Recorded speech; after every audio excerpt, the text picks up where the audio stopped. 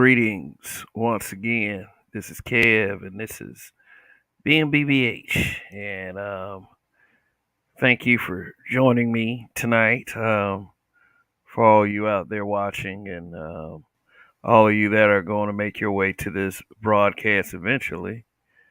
Um, yeah, what an intriguing topic that this social media gender war is. And just I don't. I mean, and I'm like anyone else that hears these two words put together, and it just starts turning the wheel in my brain. Wonder is, where does anybody get this ideology from, or that there is even a gender war to begin with. I understand there is a lot of complaints between the genders, which is that's there's many different views on it. Probably too many views at this point. And maybe if you are a person that is up here for that kind of drama, it's maybe it's starting to become put up or shut up time. And I'm telling you guys right now, in that I'm not here to virtue signal, or I'm not here to police the way that anyone does their content, especially if they are making a living from being on YouTube. And there's nothing. And what I have to say about making a living is there's nothing wrong with making a living. There's nothing wrong with it at all. So if you're wanting to point the finger um, at a certain group of people for this whole thing, then let's just take the time to analyze why entire this so-called quote unquote gender war happened, and whose fault it may be. And I'm not necessarily here to point the finger. I just want to just share my observations with you. I know that some of you are saying out there that you need empirical data and statistics, and not theory. And what I'm here to say is that may be correct in a perfect world to use empirical data and stats, and I don't criticize such, as long as you make it interesting and to the point, instead of unnecessary straw man argument, I would say. Because we do have plenty of those.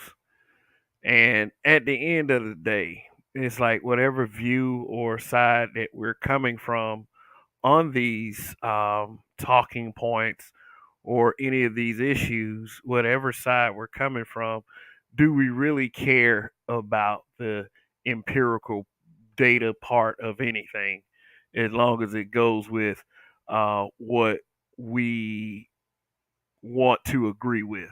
Because there's a lot of feelings going around.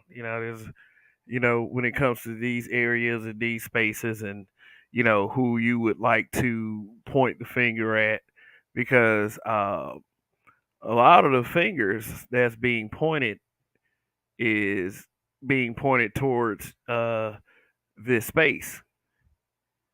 And this whole thing, I would say, any semblance of what you guys out there like to call a gender war is That started before any of these YouTube spaces. It started in the mainstream media. You know, it's gone on for so long, and I've said this before. It just looks weird and out of place when men offer our 2 cents.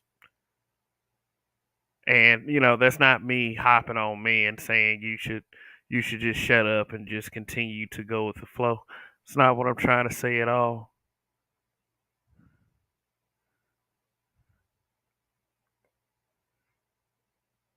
What I'm saying is that I don't know, maybe we're making too much out of it cuz supposedly and, like I said, I'm not here to bash or criticize anybody's content. I'm not here to do that. But supposedly uh we won. We is I don't know. I guess the we has been clarified as the black manosphere, saying that we somehow won the gender war, if there is one that is in such existence. But it's just, I don't know. It's that I just think that's hilarious. I don't think that's something tangible that we should declare victory on. It's just people talking at the end of the day, and it's you. People are doing what they want to with it. They have their reasons for, um, and own personal motivations for staying in these conversations, or staying on these topics. Because I'll say this much about my channel in particular. Um, because I'll allow people to defend what their content is about on their channel. But my channel is not, in particular, in favor of promoting and pushing forward a gender war. I mean, I may have some topics that on videos that I've made that might bring that into question, but I'm here to state for official record that that was never the intention for this channel right here, or the platform I created on another social media site. Is not something that I want people to be able to get together and talk and just be truthful about how you feel about things, because a huge problem in why we say things like this must be some kind of gender war. The reason for that is because of the conversation. I don't know. I kind of lost that. I didn't mean for it to come out like that, but you'll have the idea if you just watch this entire presentation. Rather, I would say. So anyway, let's see who's out there. Let's see who's out there.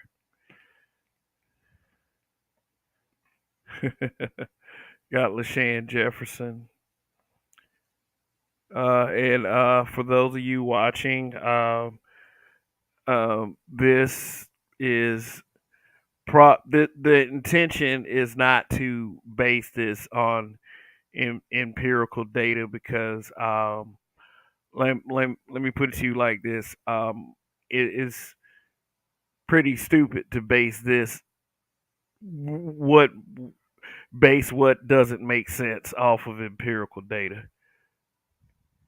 There's a lot of empirical data and statistics being thrown around, but for the purpose of trying to prove our points in the conversation. And it's not just black men in this space that uses stats and data. And I mean, and I just so happen to believe that it's okay. I mean, it's just that you have to acclimate yourselves to what kind of conversation um, that is being used and who you are dealing with in the conversation. Like, in particularly, if you're dealing with a person that cares or that doesn't care.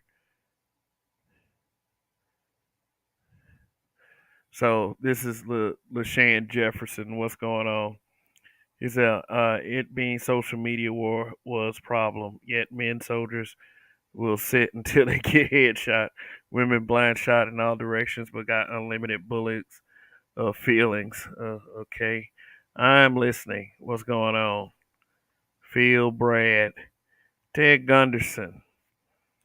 Purely technical interpretations can lead to technocratic thought processes. Cold, calculated selfishness usually gets manifested. Okay. Yeah. Um.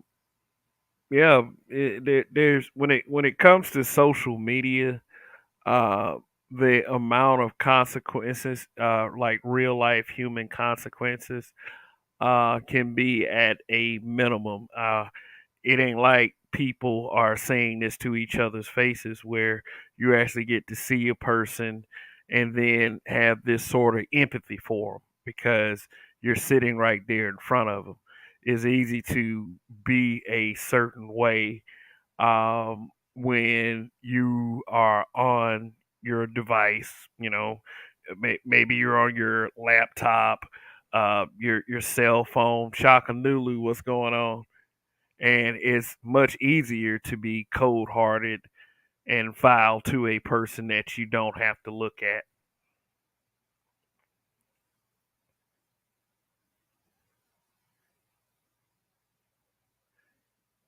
Yeah. So, okay, so let me clarify something real quick. When I use the term gender war in this broadcast, I'm using it very, very loosely. I'm using it very loosely. War is a term that carries gravity, because of historical context. The most of humanity and how we function today has been shaped because of war, because of skirmishes, overblown skirmishes that led to the deaths of many, many, many people, shaping the direction that society goes in from the point where it ends. And the also don't believe that this conversation is going to lead to me saying something like uh you know trying to do the tinfoil hat thing, like this is a like you're gonna hear me say stuff like, well, this is a government conspiracy, to keep black people down. Because here's the thing about that. Here's the thing about that. Um, in order for that to even make sense, you have to remove human choice. You have to remove human choice. You can't uh you can't never factor in you can't leave out human choice when it comes to these conversations. People are making their human choices to carry and conduct themselves a certain way on social media platforms. Ted Gunderson says social media was designed as a social validation feedback loop based mind control platform. That term will bring up all kinds of facts about it in a research. Mm. I mean, he okay. Whether that's true or not, I always thought that social media was a way to reach out to people that you have met throughout your life. I mean, that's the one thing that I found intriguing about Facebook was the fact that I could connect with people I went to school with, very early in life.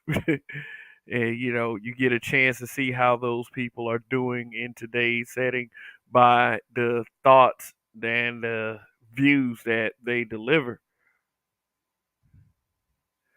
Some people are about, posting their families. And, if you are dealing in this part of social media as we deal with here in the space, that's a bad idea. And that's a shame that we have such a immature, really soulless amount of people out there. Uh, some people use social media to show their life experiences, or to speak on a hot topic. You know, hot topics such as a grown man slapping another grown man for the world to see. Stuff like that. Social media has many different purposes, but the in the kind of spaces that we deal with, uh, they're not always utilized as uh, spaces for good and productivity. And that's okay because we get to make the decisions as adults, on how we are going to carry on and conduct ourselves individually. So it's not a complete loss. It's just a shame that, we can't be, any better about, the modern day conveniences that we have. So, okay, let's go ahead and get into this topic about this gender war, which is a very popular topic and is many, many, many, many subtopics. And if whether you guys want to admit it or not, it is what it is. It's not your fault individually, but if you see where people gravitate their viewerships toward, the more popular stuff, there's always a hint of what's going on in the genders, and it is always negativity based. So I mean, my suggestion for all of us is to not be sad about this. It's just how we carry ourselves. That's all. I mean, it's not completely, like I said, it's not completely your fault as an individual. I mean, if you like fuckery, you just like fuckery. That's just all there is to it. What's going on, Donnie? YAS4W. Long live the habitual line steppers. Now, the ultimate reason for a gender war on social media, um, this is when I start putting stuff on the screen. The ultimate reason is a term that was coined, I would say recently. Maybe it's been going on the past few years and I've been under a rock. Uh, Content strategy. Now, let me explain this. Content strategy is basically the kind of content you use on your channel to bring attention to it, I would say. So you can, monetize uh, optimally and get more, get your message out there. Some of us have a good content strategy. Some of us have a great content strategy. Some of us have a content strategy that needs work. But gender war, gender banging topics are very popular, especially in the black spaces. And that might be because that, you know, and I'm not going to say other groups don't, because there is a white manosphere, and those guys are a lot of those guys are crappy for real. Some of them are self improvement guys, but is ill. I mean, if you were you use the word incel in its proper context, but like I said here, I care about melanated people. So, I mean, you can say that is hotepish all you want, but it is what it is. I'm concerned about my people getting to a place that I see other groups of people in. But gender war topics usually is effective content strategy, and congratulations to those who have been able to monetize that to the fullest, whether you believe that it does damage or not.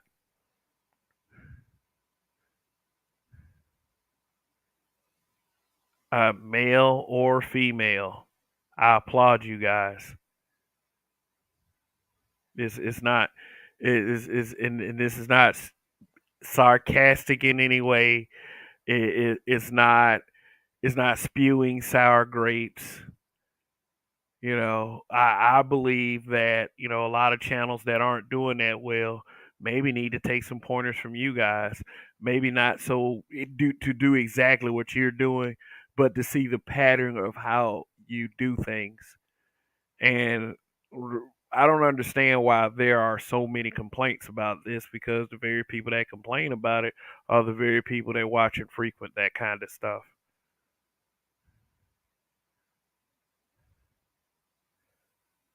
This whole illusion that the genders really don't like each other when people are still fucking, obviously. um I don't know, just to kind of do better, people. uh but I mean, I'm not going to sit up here and pretend for the entire broadcast like everyone is just pretty much making this shit up, because there is a fundamental problem in the mentality of how we address each other on social media, and this broadcast is not intended to fix that. I'm not here to be a fixer on this one. It's like, imagine going in a room full of stupid people and taking your precious time to convince those people not to be stupid. That's that's around the area that I'm talking about. Would you rather have fun with stupidity? I mean, and I'm guilty of that, and that can seem very smug, but sometimes when I have a discussion with a person and I just really see that there's no hope, then I just start throwing little stuff out here and there to trigger parts of whatever they're talking about. I mean, shit, it's fun once you know how to do that. But anyway, yeah. So if you are using gender-based, relationship-based topics to, increase the your your funds and your viewership, and you're getting more popular using these gender-based relationship topics, then congratulations, you found a niche. Trust me, if it was a little extra money in it, you guys knew how to get to it, I would say you would do the same thing, or you could be the other kind of person, somebody that doesn't do like content like that. Yeah, but sits in the crowd mostly. Some people, I mean, I'm gonna go ahead and throw that out there. Some people have jobs. some some people have occupations. But let's move on. If there were some reasons that would ever be presentation, that's not even a word. Because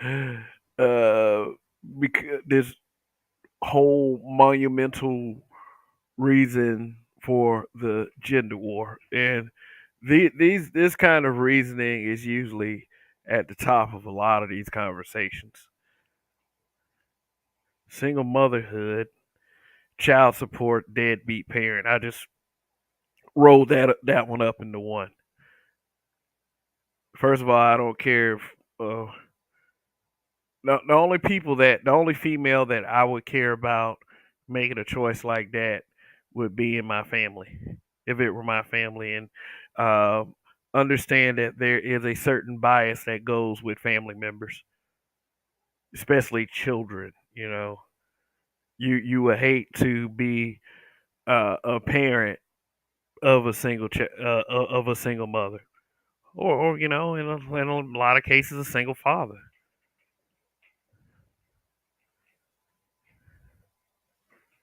I know I don't want to be. I mean, still, mine is still very young, so you know, but still, somewhere if that were to happen, then I would fail as a parent. Seriously, I mean, but there's enough about that. No need to try to bring that into existence.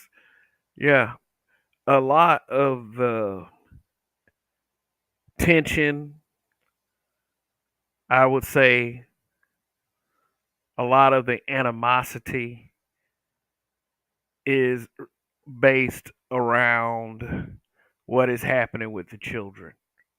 Who is responsible more so for what is going on with the children? Why are our boys reading at a third grade level? Old as fuck reading at a third grade level. I mean, if he was in third grade and he was reading at a third grade level, then that would make sense. But we're talking about teenagers, young adults.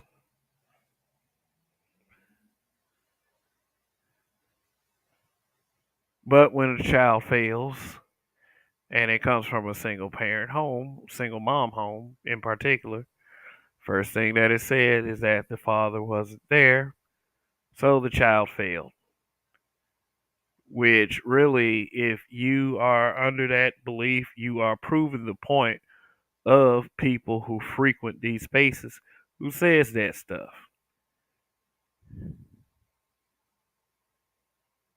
Because single mom home and homes where the dad isn't present, those are synonymous. Child support. I used to be a strong advocate against child support. Right now, I really don't give a fuck. Maybe it's because I'm getting older. I just don't care at this point. But I had to sit back and think about the reasons why I was against it. Probably the same reason why I'm against a person who is a drug user in possession that can get in trouble for being in possession of the drug itself. I know no matter how I feel about those kinds of things, that my feelings won't change the law.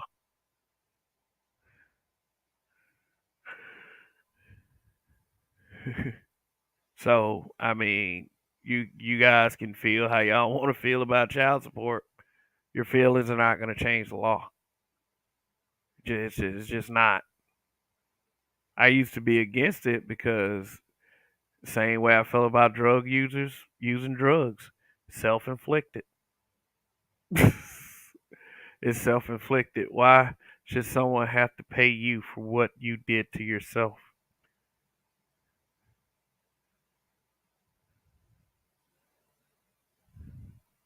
Why should someone have to pay you for that? Why would someone should have to pay you for something that you participated in? If anything, if anything, the government needs to make sure that the child is being done for properly. That's it.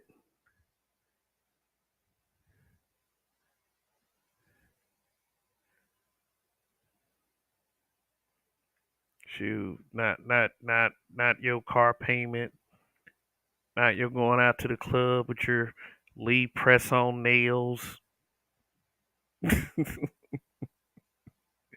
Let me stop.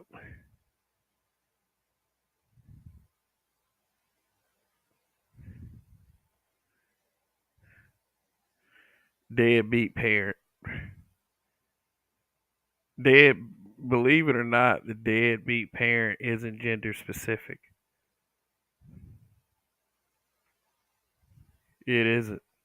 There are just as many females, if not more, that are deadbeat parents that are males, but they never throw that stat out there.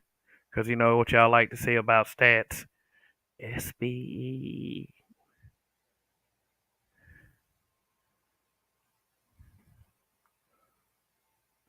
But I'm here to say this.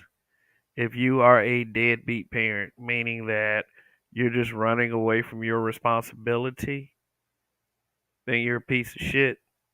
This is not a virtue signal. I really, really mean that. Male or female.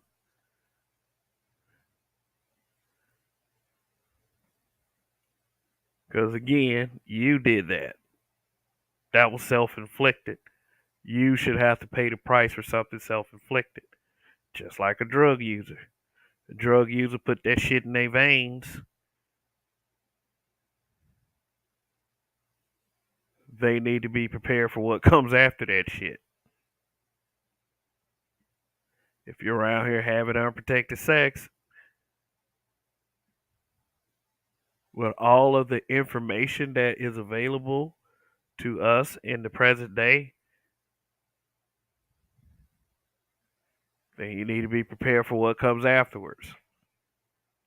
Period. Being a deadbeat parent, now that's a stain right there.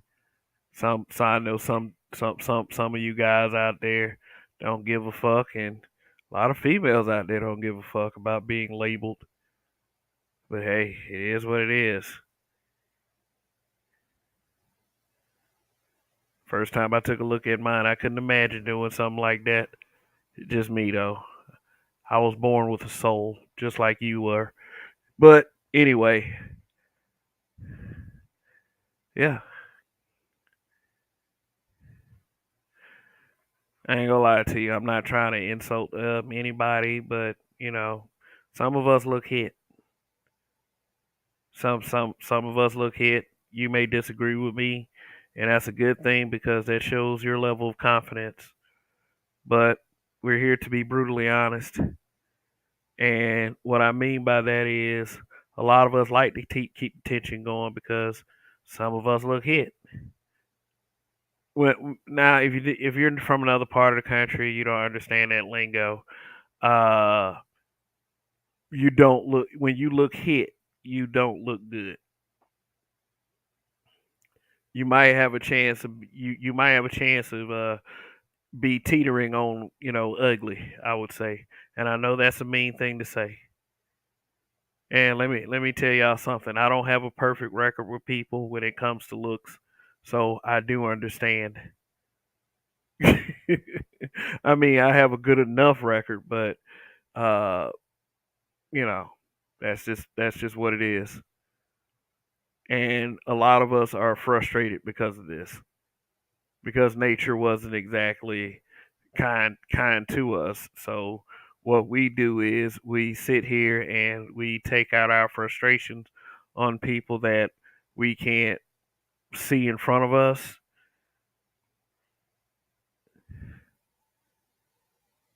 people that we can't talk to person.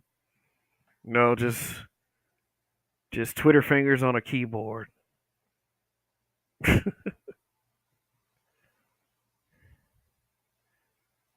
Yeah. This is what I'm saying about this.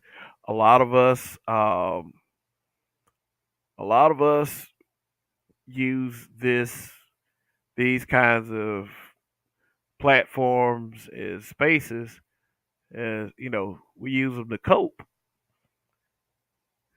with reality,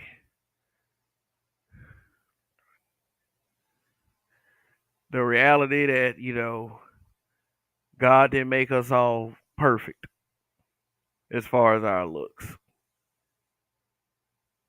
And I know that's a mean way of stating this. I know it is, but look, the way I was made, the way you were made, that's something that you could not help. That's something that that I couldn't help. So I mean, it's okay to be different, to look different, and to feel good about yourself. But to push a toxic rhetoric because you might look a little hit. Now that's pretty fucked up, and maybe you need to apologize for waking up. Not staying in the bed. Like we a lot of people don't need our shit. I'll say that.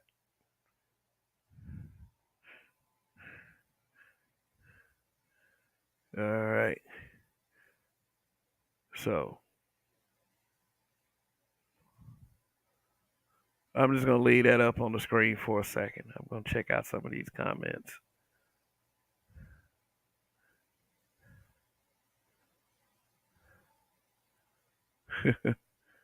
So we got Ray Hummer, the Hummer Force. What's going on? Steve MTC1. Because the white man designed it that way, I'm white.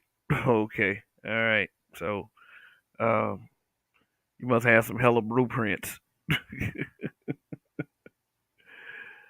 Toya the Texan. What's going on? Good to see you. Y Skinner Man Cave says, will the Supreme Court ever overturn the child support law? Ugh. I don't know. When you deal with a system that caters to, you know, women and that are used as a political ploy, then I seriously doubt that we're going to see something like that anytime soon.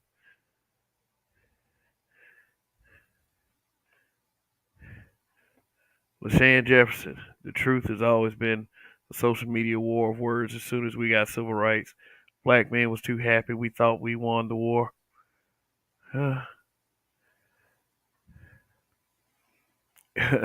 FTW is an acronym that is used usually to say fuck the world. It says SYSBM. Yeah, what's going on, RPM? Yeah, I'm here to discuss why this gender war might be in existence here on social media. And the reasons that I already put out there was one in particular, content strategy. So let me read what's on the screen. They got their ideas of black male leadership from the movie The Color Purple. Although there's lots of theories, philosophies, and literary works that can support this kind of mentality, The Color Purple, I think it was a book that was translated into film, and it's been out since I think was it 1984. I think the year was 1984. I watched it for like the first time ever, all the way through like last year, and yeah, it was a pretty disgusting movie.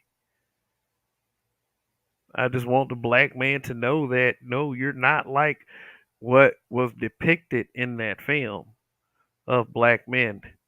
And this the big problem with the film is because there were no more influences besides what you saw on TV. Um, little content and material designed to look like a historical account, which was why that movie was important to release for them. This is what people were taking in. This is what people were taking in. Even though there were many jokes made from the film itself, it was a movie that was meant to be socially indoctrinating,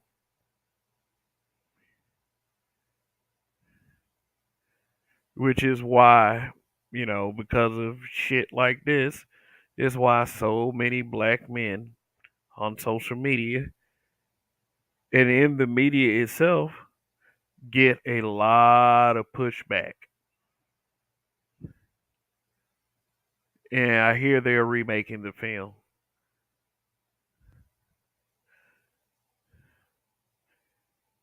APTV, what's going on?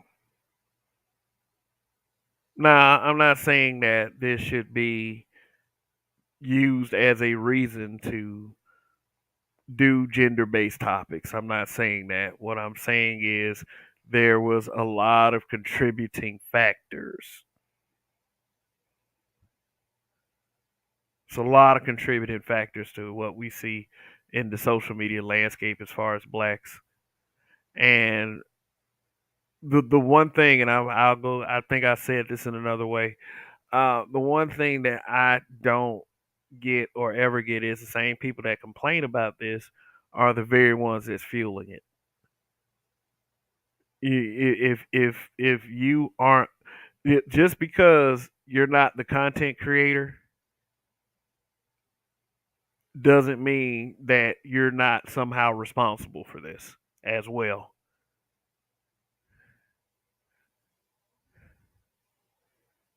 Hurry up and buy. What's going on? Just because see, here's the thing. I can only express this through a man's point of view. You know, I understand that the women see it a different way.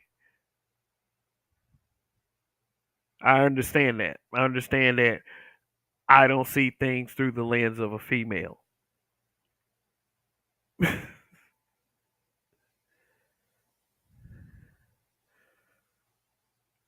So let's move on. They got their ideas of black male leadership from the movie The Color Purple. Let me explain that real quick. Danny Glover's character of Mister. You know, somehow if they follow the leadership of a black man, then that means that we gonna make them wash dishes all the time. We're gonna make them wash dishes all the time, and we're gonna do all kinds of dastardly things to them, like keep them from seeing their family, or treat them like a slave. I mean, I don't know what the fuck is wrong with some of these folks. Uh, yeah,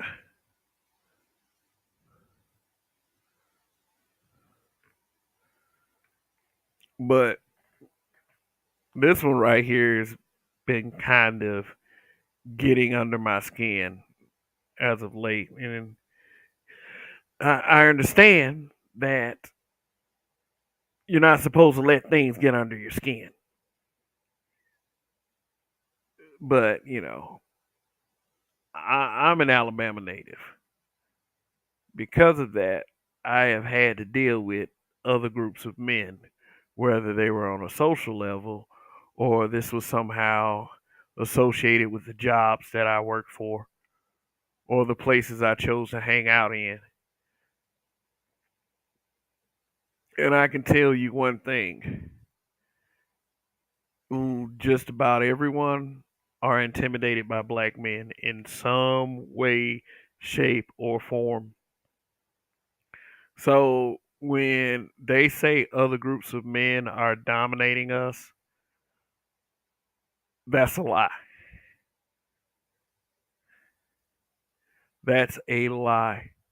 This is you people can call me racist if they want to call me racist when I say that. That is a lie. The most they'll probably do is lose their temper, but they ain't gonna swing on you.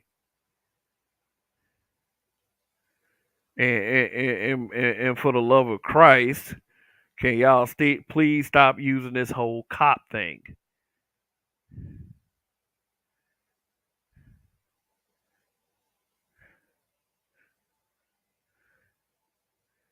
We get our ideas of masculinity from other groups of men, and we ain't built nothing. which is not true. That's not true either. Even if it was by force, we still built this country, this great land of ours that you know a lot of people, a lot of us, a lot of black folks say that we don't like this place. We don't, and I don't blame some of us, but we have to think about this for a second. We are just as entitled to being called Americans as anyone else on this soil.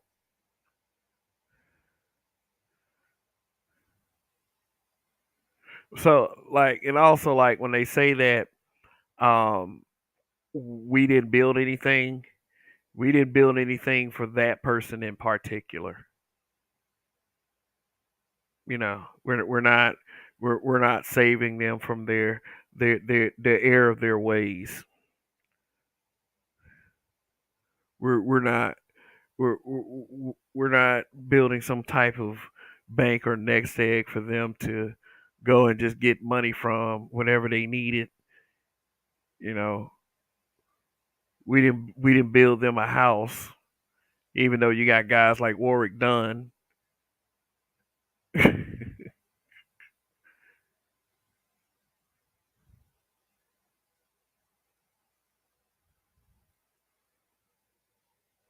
People are infatuated by the stereotypes that the media has given us. We ain't built nothing. That's dumb. This we get our ideas of masculinity from other groups of men.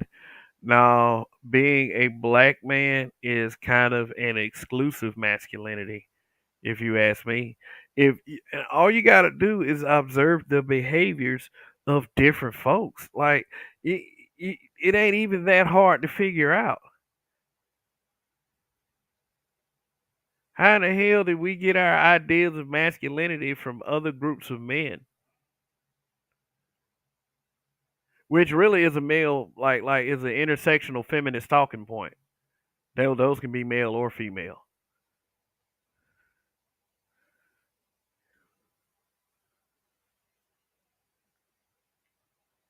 When men get triggered when they see stuff like this,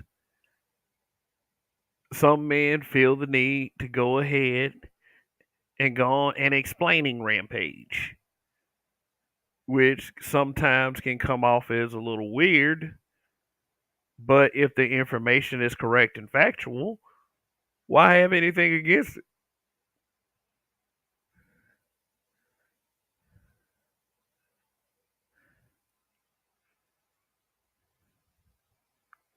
We get, and we, as in black men, get our ideas of masculinity from other groups of men. That is a definite insult. Cause see that comes from a bunch of niggas that watch too much fucking TV. Cause number one, I don't see dudes around here with swords acting like samurais, which is a kind of a masculine position in their culture.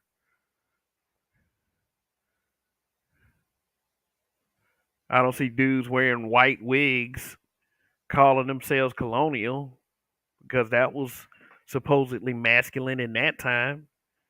I'm talking about black men in particular. We have a we have a masculinity all our own.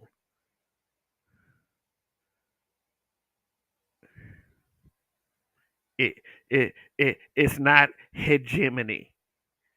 Yeah, hegemony is probably a word you're gonna see more coming from intersectional feminists. Let me see if I can find it real quick so I can put it up on the screen.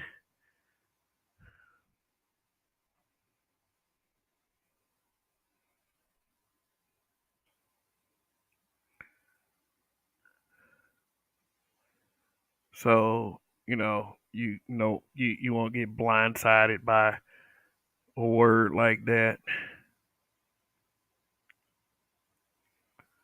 see. So I'll go check out the comments in just a moment.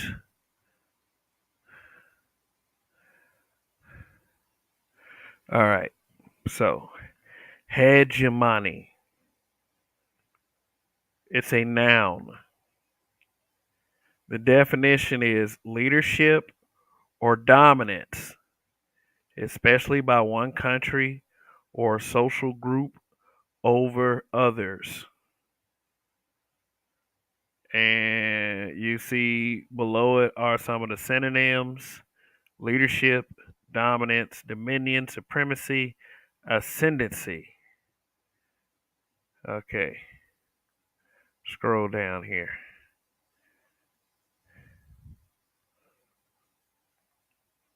What is an example hegemony? The definition of hegemony is leadership or dominance of one group over another. An example of hegemony is a student government leadership in a school. Okay. The reason why I bring this word up is because of the fact that intersectional feminists has been using this word to describe how black men view black women. Just being straight up with you. So in their world, in the world of the intersectional feminists, the hegemonic group are white men. This whole infatuation of being dominant, this fetish, this fantasy of being dominated by white men is something that I don't get about the intersectional feminist. When I see the black male intersectional feminist,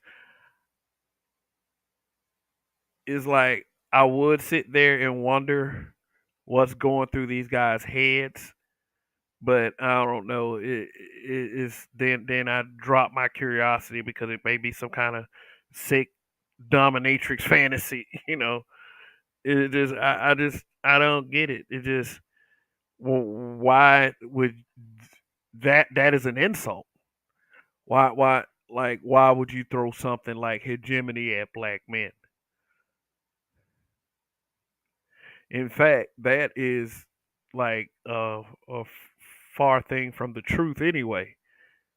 Black men don't hold the group our group of people to any kind of standard. We know this because when we try to do that, we are seen as sexist, self-hating, misogynistic.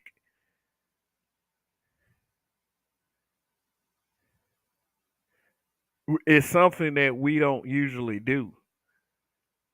And see, these intersectional feminists will say these kinds of words and use these kinds of words, but can't describe to you what this actually looked like. They can't describe what do you consider to be a dominant white man? How did this guy look? What are his characteristics? What are some of the examples besides a job where you're getting paid, where everyone is getting paid, that you see these example of this overpowering hegemony? And how do y'all figure that when a black man takes control of this home because he is the main financial provider, that his idea of leadership comes from a white man? It's impossible for a black man to see the world and society the same as everyone else. It is impossible. I don't care if you're Herschel Walker. It's if it's 1% there, if it's 5% there, if it's 50% there in your head, it's still there. There's no fucking way that I think that in order for me to be an effective leader, I got to look at white men.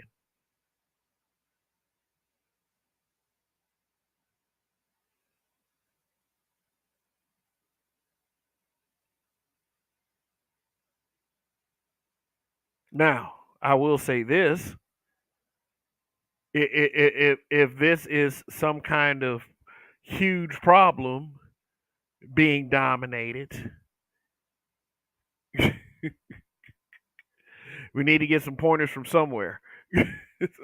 I mean, if you going through your life and you feeling dominated, like your regular average intersectional feminist, if you somehow feel dominated, you need to do some stuff to fix that shit. You need to fix it.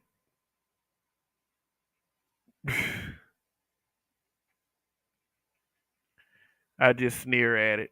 I just sneer at the thought of terms like this being used and twisted up just because some black man on social media somewhere said something that you did not like.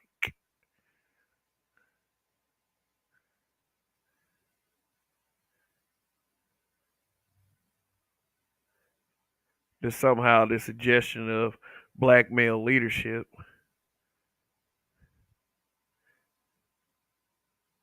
is somehow something that is birthed from white male leadership. And also somehow that somehow let me throw this out here too.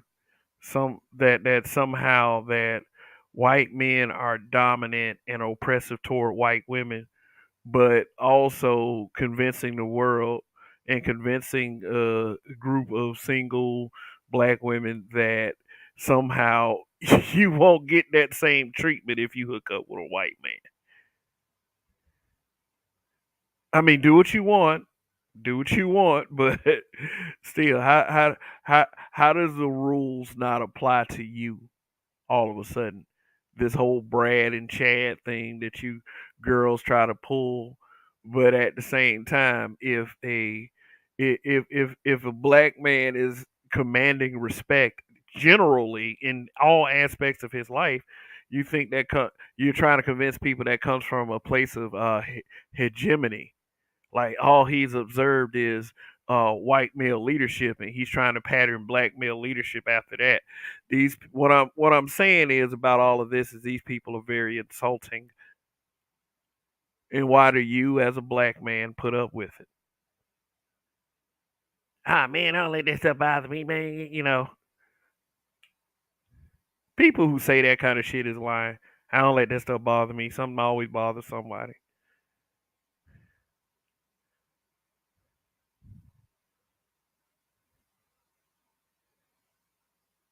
Also, in the use of this word, it just proves that people will say anything to try to win an argument or discussion or debate. People will say anything, even if it doesn't make a lick of sense.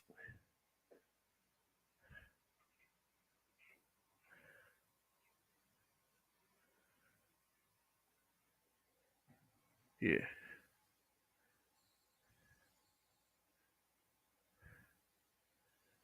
Mm, mm, mm. Go through some of these comments.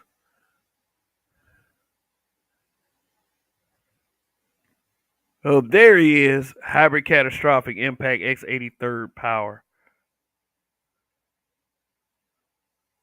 Yeah, yeah.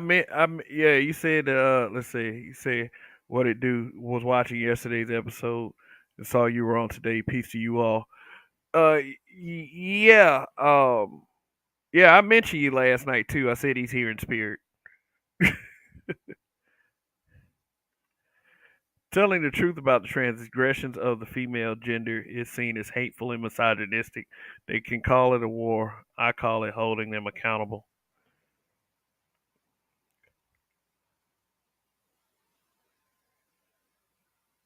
I call they only call it a gender war if the men say something back.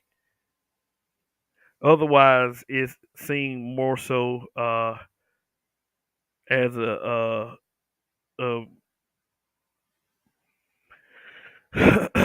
let's see,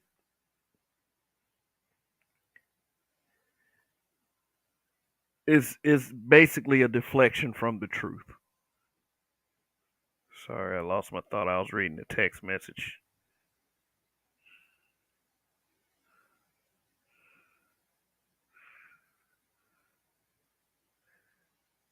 It is only a gender war.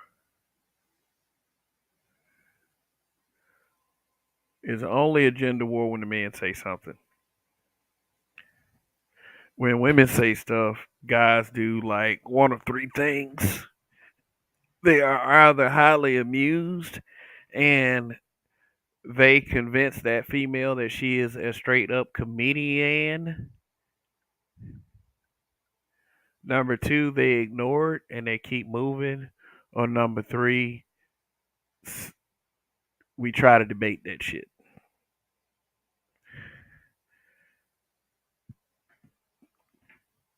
Those are the three things guys do.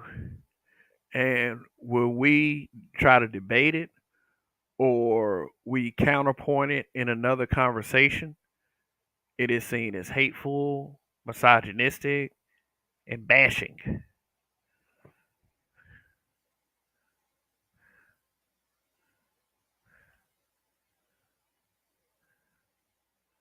Dane one, what's going on?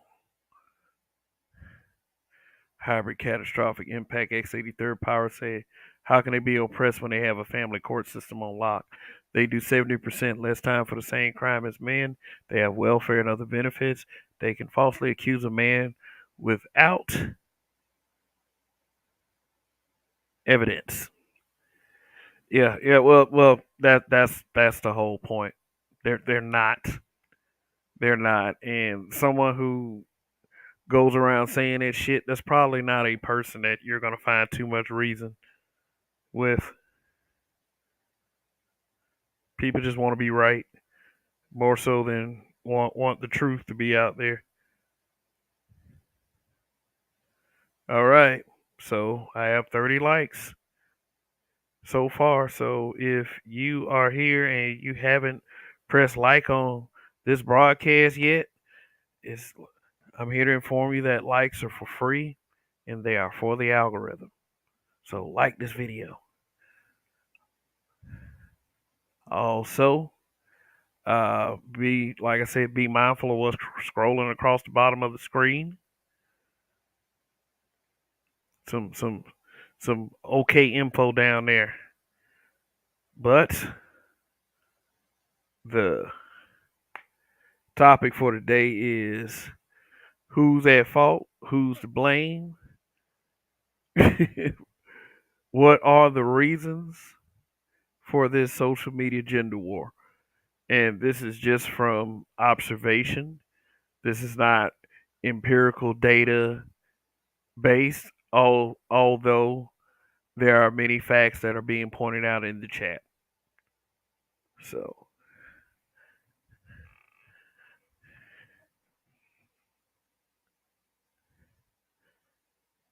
Dane One said this is why men be staying away. And this is why they are using a newer shaming tactic. They're calling you a lonely single man because of the fact that um, due to the onset of dissatisfaction from men, that dating has gone down. Um, that which does have quite a few factors. I will say um, one of those factors is the war that groups such as Me Too declaring war on men.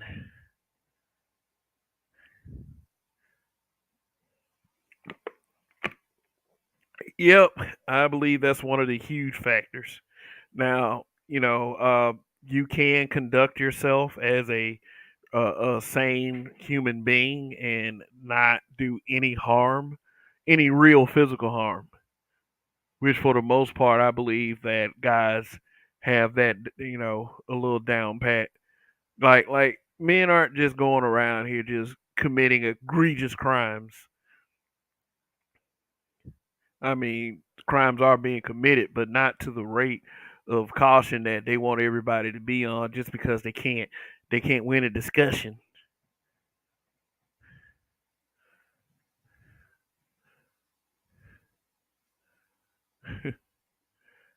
Okay, we got re-up in the building. I think it's not a gender war. I think everybody else is trying to keep black men on the bottom. Well, the solution for black men is to uh, snatch victory from the jaws of defeat. I mean, shit, we are totally in control of those kinds of outcomes. If you are a black man, do not believe that you are down for the count just yet.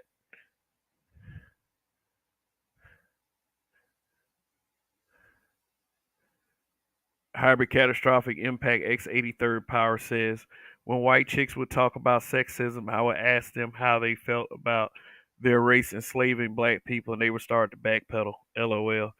Yep, usually.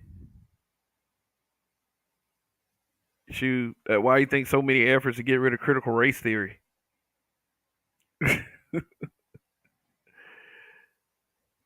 Shoot, and that is, and let me tell y'all something. Like, look, I believe that your average B dub is a very protected woman.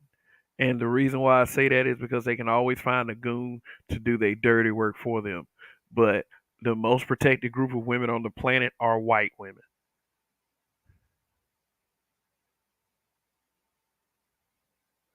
It is what it is. I mean, and that has played out to be a very, very bad thing, especially for black men throughout the history of Western culture. Now, if you like fucking white women, that's something totally different. I don't care about any of that. But how that one particular thing affects you and how you move in society, because they can play victim, and they've taught our women how to do it well. But when they play victim, it's just horrible.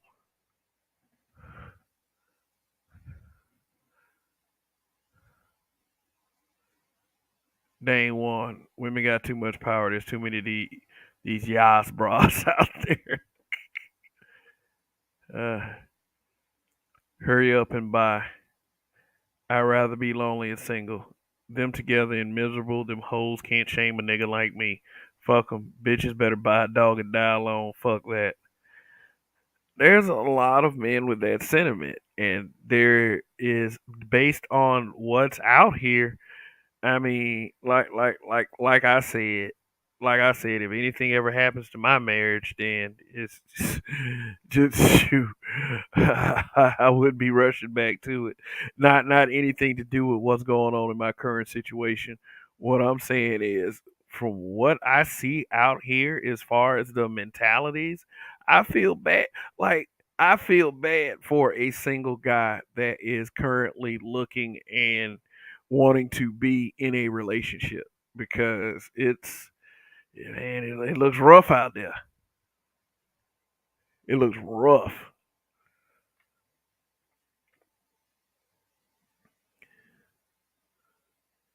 Mr. Me Too, what's going on?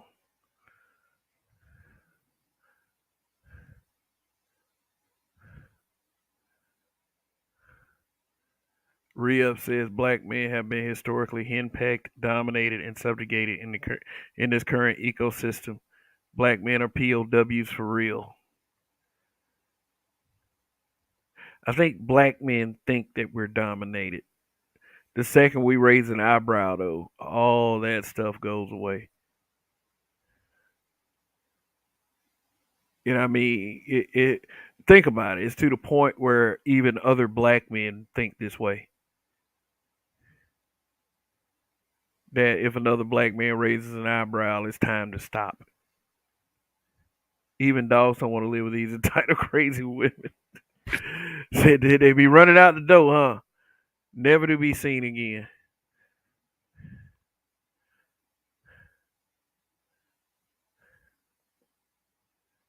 Man, what is LaShawn saying down here? Says, oh, saying black men not going to march your capital. Black Lives Matter. Equal black lesbians matter more than you, and cosign movement. Good luck. Hope understand centuries. We ain't never did now. Okay. Dang one. I fuck Mexican chicks because black chicks in Cali ain't cultured. Oh, okay. Those dogs be looking sad on the leash. You mean the ones in their purse too? The ones they be calling Fifi. Oh, this little Fifi right here. Fifi jump out of the purse and just start running. Shit.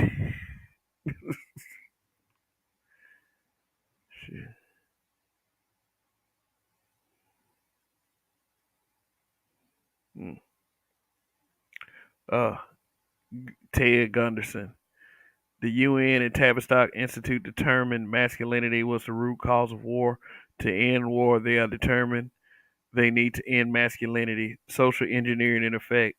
Not that we can't be aware.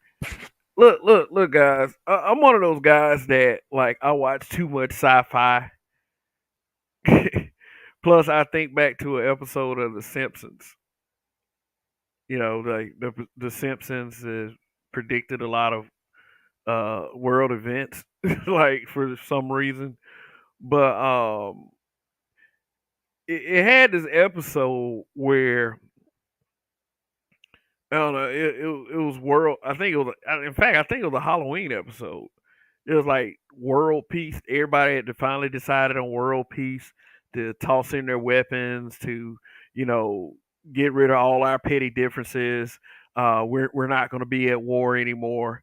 And there was these aliens that was watching the Earth, and the aliens was like, "Oh, okay, yeah, since they on this little whippy shit right now, shit, we can go ahead and attack." And the aliens was attacking with stupid shit like paper clips.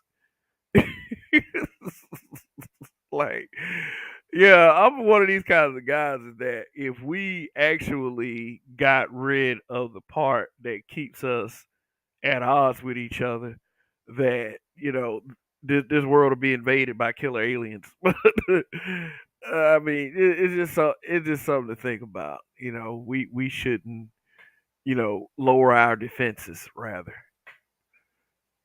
because of the dreaded masculinity and the, they also use, from what I could see, they use this type of social engineering on the black community, um, in a way that you see a bunch of the representations of black males are either uneducated or soft. You know, they trying to put the milk and cookies agenda on us, and because of yeah, I'm gonna have to say it because of single motherhood or the lack of nurturing that they are able to sneak these messages to our kids through television and media.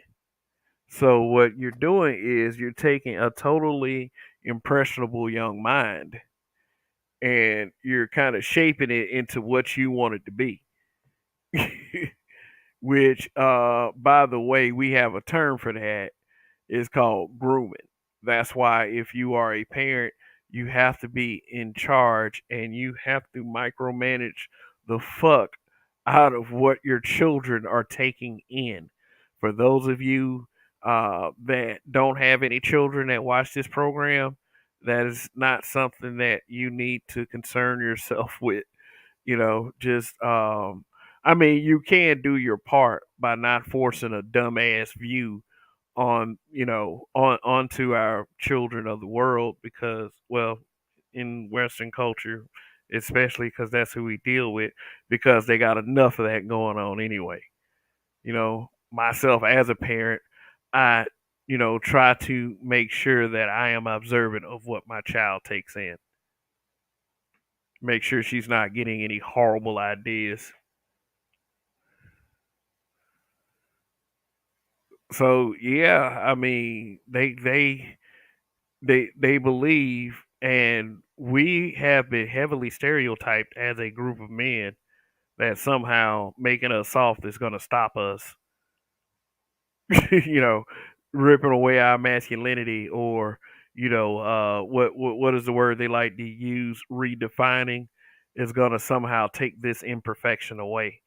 And from what I can see, that's very inaccurate and very stupid. So,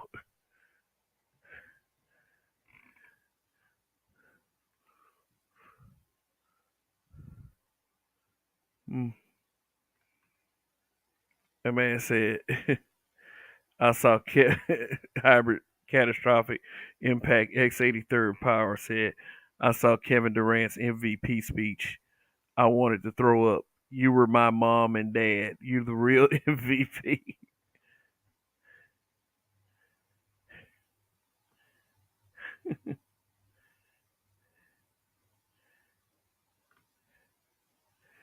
Dane Warren said that was the episode with the board with the nail in it. Yeah, yeah, that was it. That was it.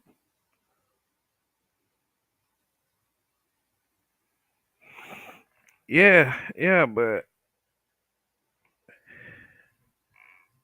it's crazy, ain't it? It's crazy to suggest that, you know, black men get their ideas of masculinity from other groups of men, when clearly, from a cultural standpoint, they get their ideas of masculinity from us.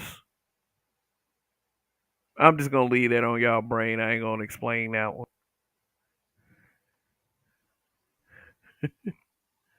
Yeah,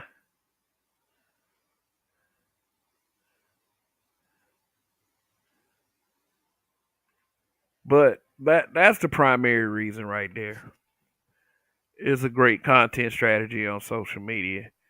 Most platforms that use gender or try to have this gender back and forth, this gender spat, is content strategy. It puts eyes on their platform. And you got to understand that the key word in that is strategy. To believe that one gender is falling short and that is the problem that the other gender is having does not make logical sense unless you are speaking of how kids are being raised. So let me do this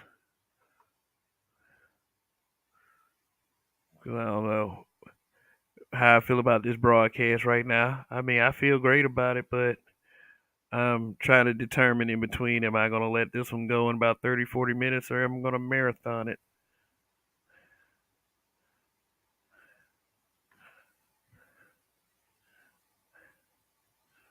Re-up. All mainstream news propaganda tries to social engineer the toxic masculinity out of black men by making them alphabet, beta, criminal, uneducated, etc. Total agreement. Total agreement. Oh, here comes the judge. What's going on? Marathon, motherfucker. Did you hear me? Yeah, yeah, that's we gonna be here to the early morning if I do that. Marathon, But motherfucker. what's the deal? What's going on? Oh man, I'm loving the topic, man. Sit back and listen to here. But I mean, I said it's we're getting a lot of calls in effect, and like like a lot. When I say the cause and effect things, it's like it's some things that we did that allowed this stuff to really happen. You know what I mean? Yeah, I would agree. Like You we know, as in men, black men we did. we as a men, period, we've done some things to allow this to happen. I mean, like the reason why we've taken a fine, just let them go ahead and do that and turn the other cheek approach. And the problem with that is, Judge like Dredd, you see, can I ask you a quick question on that? When you're on your specific point right now, did we turn go ahead. another cheek because we got hit on the right and left side, or did Or they get we the just legal we system to where the legal system punches all in the face and they ain't had to touch us at all? No, now this is well expansion on what you're saying, but I'm thinking it's a little bit deeper than where you went because they didn't well have to punch us in the face. They got the legal system to punch us in the face, and we can't beat the legal system because they write the legal well laws. okay, Can you but expand on I'll that say it if like this. that's where you were going with it? Because I think that's where Yeah, you're going yeah, with that's it, sir. yeah. I'm kind of going with it. I'm saying is this. It's like one of the problems is say we just we're gonna dumb it down to something simple. Say I say boom. As of today, everybody drinks Pepsi. The only pop is Pepsi. Now that's made that rule. That's just what it is. Now That's the fast problem food is when I restaurant, made but that you law, can't boom, do that everything. shit yourself. But listen, I'm saying like this is the problem. We like say and the reason why I said everything is Pepsi is because we know that this bottling plant does good and the water's clean and all that shit. So the pop is made and you're not gonna get sick. Okay, say that was my reasoning why I said boom, everything's Pepsi. Now, the problem is when I don't go back and revisit that law and I make a decision like that and don't go back and revisit it, it allows other things to come up. Then you got like people say, after 2-3 years, people, oh well, we're gonna make fake bottling plants and it's gonna be Pepsi. Or we're gonna do this, or we're gonna lower the quality, or we're gonna spike the price up real high. There's like the effects of that cause other things to happen. And where the original law might have meant good, but then people found a way to, circumvent that. Like when I was running my Well, little Judge scams, Dredd, I knew I'm gonna I give you an discredited example. you Coca-Cola before in it. Mexico is doing the exact same thing you talking about, and you just using Pepsi. The same Right, example. It's just Coca-Cola right. in Mexico, and you is 100% right, bro. Finish your point. And if they Google or But the whatever problem is hell Apple got we're in their human. Corona, whatever, they'll go ahead and they'll find out Mexico is like literally protesting because Coca-Cola is taking up all their water right now, and they in a Mhm. drought. And Coca-Cola only damn Well, thing well, that's clean, well, not and even the they fact can't of drink that. their own water. Hmm. That that is the best damn example, Judge Dredd. You a genius, bro. I just want to put Coke in there Well, because Coke's the well, it's example, but you're using that, Pepsi Cola. bro. But no, it's not even the fact of that. But we have to take out one of the things is this: is you have to remember that humans are still human, and people are gonna do whatever it takes to get ahead. Not everybody's gonna just follow the rules. People are gonna look for a way to follow the rules. Not everybody, as you say, not everybody's in it as deep as others. So people are gonna say, well, some people say I'm gonna follow the rules, but I won't do that. Or some people say, well, I'll embezzle here, but I won't R nobody. And some people say, shoot, I cap a dude in a minute, but I ain't gonna steal nothing. You see what I mean? Judge Dredd. It's I'm like gonna people. make It's another like point you because you you determine touching on a place something like this. genius. Corporations are humans too, Well, and they don't have a right. heartbeat. They don't breathe. They don't have children. A corporation is more human than you is legally in The the fuck. United States of Well, it's America. the And that's where people. you going, ain't you? It's the people. And see, you got to realize this is the remember how like I think it was an Italian job where he said, "I trust everybody. I just don't trust the devil inside them," because and basically everybody has something. Like you may say, I may not steal from this person or I may not do this, but your values and my values are different. Hey, man, if I can get ahead by doing this, that, and the other, some people, then other people say, well, wait a minute, I'm down on my luck. I'm about to be like think about this right now. If somebody says I could snap your fingers and I can turn you into a household name, your lineage will be, you will be taken care of. Your great great great kids, you'll be like a household name. But you got to help me kill these 5,000 people. Wouldn't do it because they could snap my fingers and my ass would lose shit. everything. But how many people? But think at the about end it, of the day, Judge. No, but listen. No, if I told you this was your reward for doing that, for you sitting up here saying, "Well, shit, I wouldn't do that shit." Trust me, there's plenty of people who would. I know that, Judge, but the damn thing is we value our very lives. We wouldn't sacrifice 1,000, 5,000, 10,000 just to save our lives. Because honestly, I wouldn't want to kill that many people just because of me. I mean, that's the thing, Judge. Bro, you is a man among men. You put that question out there to make everybody think, but think about it. Are you willing to sacrifice 5,000 lives? Okay, that means let's you just willing to sacrifice 5,000 lives, and your life ain't worth shit because you sacrificed 5,000. For a second, and that's a. Go ahead, Judge. Yes, I would. If I wanted to get, evidently you can't hear when you're talking because you keep just mowing. I said, if I wanted to, no, I'm just saying, I'm not going to sacrifice 5,000 lives from my life.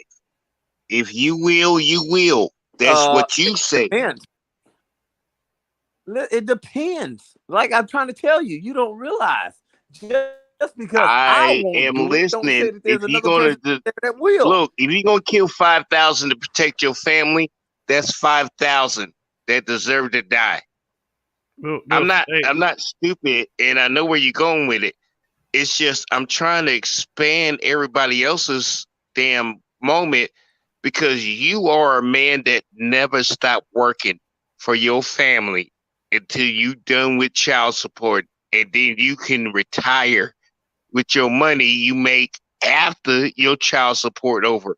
Judge, your lineage and your 100% is unquestionable. I'm not saying shit. I know what you're doing. But bro, I feel what you're doing. And I've done some of the shit you did, but the woman done left me and it wasn't my kid. These are your kids, and this is your family, and this is what you decide to do. And there is no question among me about that shit because you 100. That's 100, bro. You inspired me to get off my ass to do some extra work so I can be 100 without the same damn problems. You got the floor, sir. Okay, man, but that's not what we. I said that's not what we're talking about. And here's the question: can you not hear when you're talking, or you just have that mentality where you just keep talking anyway? Somebody tries to, like how you interrupted me to ask me a question. I noticed that every time somebody says something to you, you just keep talking like you don't hear them. No. I'm just acknowledging what you're saying because I'm paying attention to what you're saying, and I'm seeing deeper than what you layman's terms. Judge, you're not a stupid man. You just basic goddamn English so everybody else understand. That's it. That's all. That's good for the group, but we on a different intelligent level because we lived through it. Okay? That's fine. I don't have no grief, no problems, but everybody want to get pissed off because I asked you a question to get to know you better, and you take it as an offense, and like I'm questioning you, and that's a big problem. Because damn it, I'm asking you a question so I can learn from you, because you got more knowledge than I do. Damn, why y'all getting all pissed off? Because I asked you a question to get to know you better, so I can learn from you. That's the problem, bro. You went through hell. And can I ask you a question so I don't go through hell? Is that a fair thing to do, or is that just offensive to you? Because I want to learn from you so I don't have to live my life the same way you did. Is that offensive? Well, shout out to Gold Professor. No, it's not offensive. Bro, I think that you like Kevin. Do I sound like I'm upset? I mean, I think my guess would be no. I think you might have had a little bit too much to drink tonight, man. bro, because you sound like you're a little off today. I'm Nah, not nah, nah, insensitive. nah. I I'm not got a little insensitive bit too much of y'all sitting there at all, bro. telling me, well, I get drunk off. Y'all don't even recognize my respect, and you still saying I'm a drunk ass nigga while I I'm didn't say respecting the openly life you live. say I'm that, bro. asking you how I don't live your life, and you went through hell living your life. But never mind. I'm just a drunk asking you a question. You see But how I asked. simple? Okay, but Hey, Shan, no, no, no, no, no, no. Let me explain something to you. uh-oh. If you bitching about black women judging you so quick, then why you the nigga judging me just so damn quick, just like a bitch was? And I'm not gay, and I don't find well, you attractive, and we both chasing well, the well same damn thing. But you I'll got let the you same know. damn It's mindset in to my say name. I'm a drunk, just I like didn't say black you women was a call drunk. you I a said you might have drunk had or too much to whatever drink, damn man. excuse they give you until they get too damn old and beg for you. Okay, if you All right, don't want bro. to, hey, I'm Bro, fine. I'm fine. I relax. lived through this life, bro. Relax. Judge, Relax. you telling me I'm Relax, bro. wrong for asking you a question and you called me a drunk, I didn't but I'm trying to learn so I I didn't don't end up I like said you you, might have had too and much you call me a I drunk called you because drunk. I asked you a question so I don't be like you. You see how quick you judge me? And Bro, calling me I shit. know And there, offense. you already called me a drunk. Oh But the thing is, Judge, can I'm you gonna mute leave you yourself for alone. I'm gonna 30 put seconds, myself on mute, and you finish up yeah, whatever your point was. bro. I'm a drunk, and go ahead. Bro, I didn't say you was a drunk. I just said you might have had a little bit too much, man, bro. And like I said, yes. This the problem is this, but you see that further stems by this is if you notice none of the statements that you said I said. But what happens is I said something that enacted a feeling in you, that upset you, and you added all those other statements into it, and that's one of the main problems we have in the black community. Like I've informed this one dude that I'm looking after looking under as he's my son, and sometimes I look, man, I ain't trying to tell you what to do like that, like you a dummy. But the fact is, you think that when somebody tells you something, you take it as an insult, and that's one problem with black people, especially, is that when somebody knows more about you in a specific subject or whatever it is, knows how to do it better than you do, sometimes you think they're sitting back there listening to it and let the person with the more experience do that job. And hey, let me show you how to do it because That's the you reason got the I experience and asked wisdom you of that being the job many times expert, for that and I person. asked you a And you question, take but that. you talking to me like I'm the But bro, dumbass, and I asked you a question like the dude well, that was unfortunately, really it's wanting to negative. know what the Wait, answer was, but you coming at me bro. sideways, bruh. I asked you with your knowledge, and I don't want to be stuck like you is, and you took it personal and calling me a piece of shit because I asked you a question with all the knowledge you got. What? You don't see it? Bro, Uh, ain't Damn, nobody I call keep you a piece. asking you the same question. Will you Bro, not trust me. let me be like you and don't end up like you? So I have to hustle like you, cause nigga, you getting fucked over. But you called me a piece of shit because I asked you for advice. And you calling me out because I I didn't asked call you you a piece for of shit. advice. And you the most No, I just said you knowledgeable, might. so I I said you don't get might the have. most Listen, fucked up. Judge Dredd. bro, Damn. bro, bro, man, bro, Damn. bro. You need to relax, man.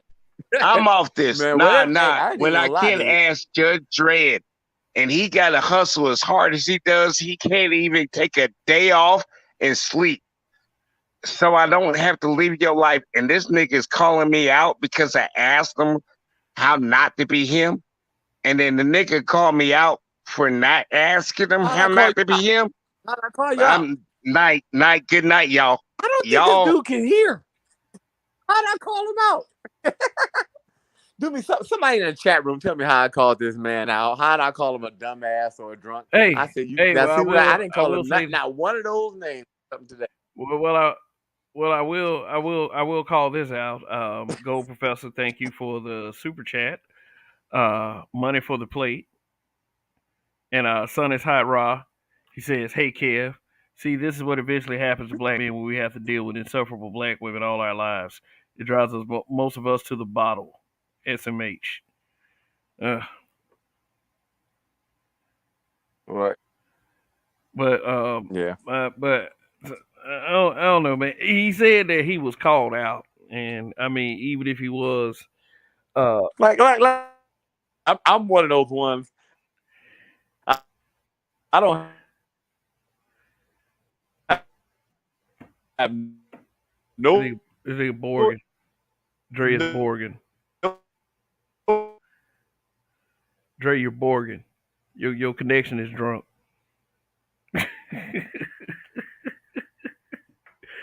You're Borgen, dog. But Lachey, you still out there, man? just just just just just just calm down, man. You know, I don't think that the judge, man, you still Borgen. Say something, man. Am I still better? Yeah, that's better. Is that better? That's Okay. better. But that man I came said, up "Oh and my." seeking advice, man. I Because was listen, I had no problem with helping him, dude. I didn't call him no names. I mean, think about it. I handled that dude with, even with all the insults, I handled him with kid gloves. As you see, I go farther to protect our men, even when insult, even when you put words in my mouth saying I judge you. Look, dude, I didn't judge you. I just said, look, bro, you might had a little bit too much to drink, so you didn't understand what I said. Oh no, you calling me an alcohol drunk. I said, man, bro, you might have had a little bit too much to drink. A little bit much to drink and calling you an alcoholic is two different things. I mean, I I mean, understand it and acting here's the thing, you, though. but Here's the thing, and I'm not saying that you are directly responsible for this man's mental well-being, and I'm not directly responsible for that man's yeah. mental well-being either. But you know, if all it takes is to just kind of step back a little bit and start to think about what you may be trying to communicate to people. Not, I mean, Right. And I was you trying know, to explain to him. and I that goes said, for bro, anybody. right. I said, bro. I said, I got much love for you. And any way I can help you, I damn sure will. The reason why I tell my life story and tell some of the dumb shit I did is because I want everybody to know. No, hell no, I ain't doing that shit. Why is that? Because that dumbass nigga Judge Dre did that shit right there, and look what happened to him. No, also shit too. I know a dumbass nigga online. He did that shit too, and look what happened to him. no, and here's the thing. You know, we should, and this is something that we should take as a lesson for, you know, the usefulness of this space. If someone comes to us and they are seeking some type of mental guidance, or you know, me personally, I'll be like, man, you come to the wrong space for that shit. No, I'm just playing. I will help. I will help in any way that I can, but I am not a professional. You know, this is why I say things like for edutainment purposes only. I don't want people. I don't want people leaving this channel in particular saying that, oh my God, my last bad experience on YouTube was going to that black men being brutally honest channel. God damn it, you know it's. I don't particularly want that, but you know I'm also a guy that understands that you can't get everything that you want. Right, definitely. You know, so well, too, one of the things is this. This is a good place. Man, what the fuck you at, man? You keep boring. Like I said, brother, man, if you still there listening, we got much love for you. We not look, man. Nobody. I think that what happened. Oh, maybe don't like. I don't like. Maybe I went in a certain room of my house when I go. Yeah. Go ahead. Hello. Dude. Yeah. You here? Okay, I you said there? I guess they don't like that room. Too much tile. Can you hear me? Yeah, I can Here, hear let me you. switch phones. I'll switch to the other phone. Yeah, Oh, switch it sounds like phones. it's a delay. Yeah, yeah, it's a delay. Man, just talk. Yeah, I'm going to the other phone. All right, he's going to the other phone. Now, here's what I say about LaShawn. He's somebody that I see in this space quite frequently, and um, he is a dynamically different personality, and his presence is appreciated, whether he sounds like he's a little off the rails or not. Go Yeah. ahead, Trey. What you were trying to say? Okay, is that better? Yeah, that's better. Okay, went to another phone. So All right, one he for went the to plug, another one for phone, y'all. the load. No, I said, but I said, well, yeah, I try to help anybody I can in this space at all, and I'm not even gonna lie. I put helping another black man out, and that's one of my problems. I know, and that's one of my Achilles heels in life. I put helping another black man out over I put my happiness, and I guess I could say too my relationship, because remember I threw my relationship away just to help her son. Because I really realized that I kind of like this. That's one of our problems too in the black community. We know we do that. We try to we see the problem and we try to overcorrect. Like the reason why that stat why they said black men were the most involved fathers than anyone. It really was because as black people, one of our problems that we do when we see a problem, we try to overcorrect. So we try to go real hard. Hey man, I'm gonna do whatever I could to get this relationship to work. Try to be there for my son. Put up with as more bullshit from relationships that wasn't going nowhere. I tried to just always bite the bullet, bite my tongue, don't say shit. But then now we're gonna have sometimes the consequences for those actions. The consequences of not saying nothing in the beginning is we get children like these. We get we get burnt out ourselves and stuff like that. I mean, like I said, everything's a cause and effect. So sometimes, when we overcompensate, it can sometimes be a bad thing. Because I know, I still do that till this day. I know that we have my Achilles heel. I'll do whatever I can to help a brother out. I mean, and that may not always be the best thing to do, because you open yourself up for other problems when you overcompensate on doing anything.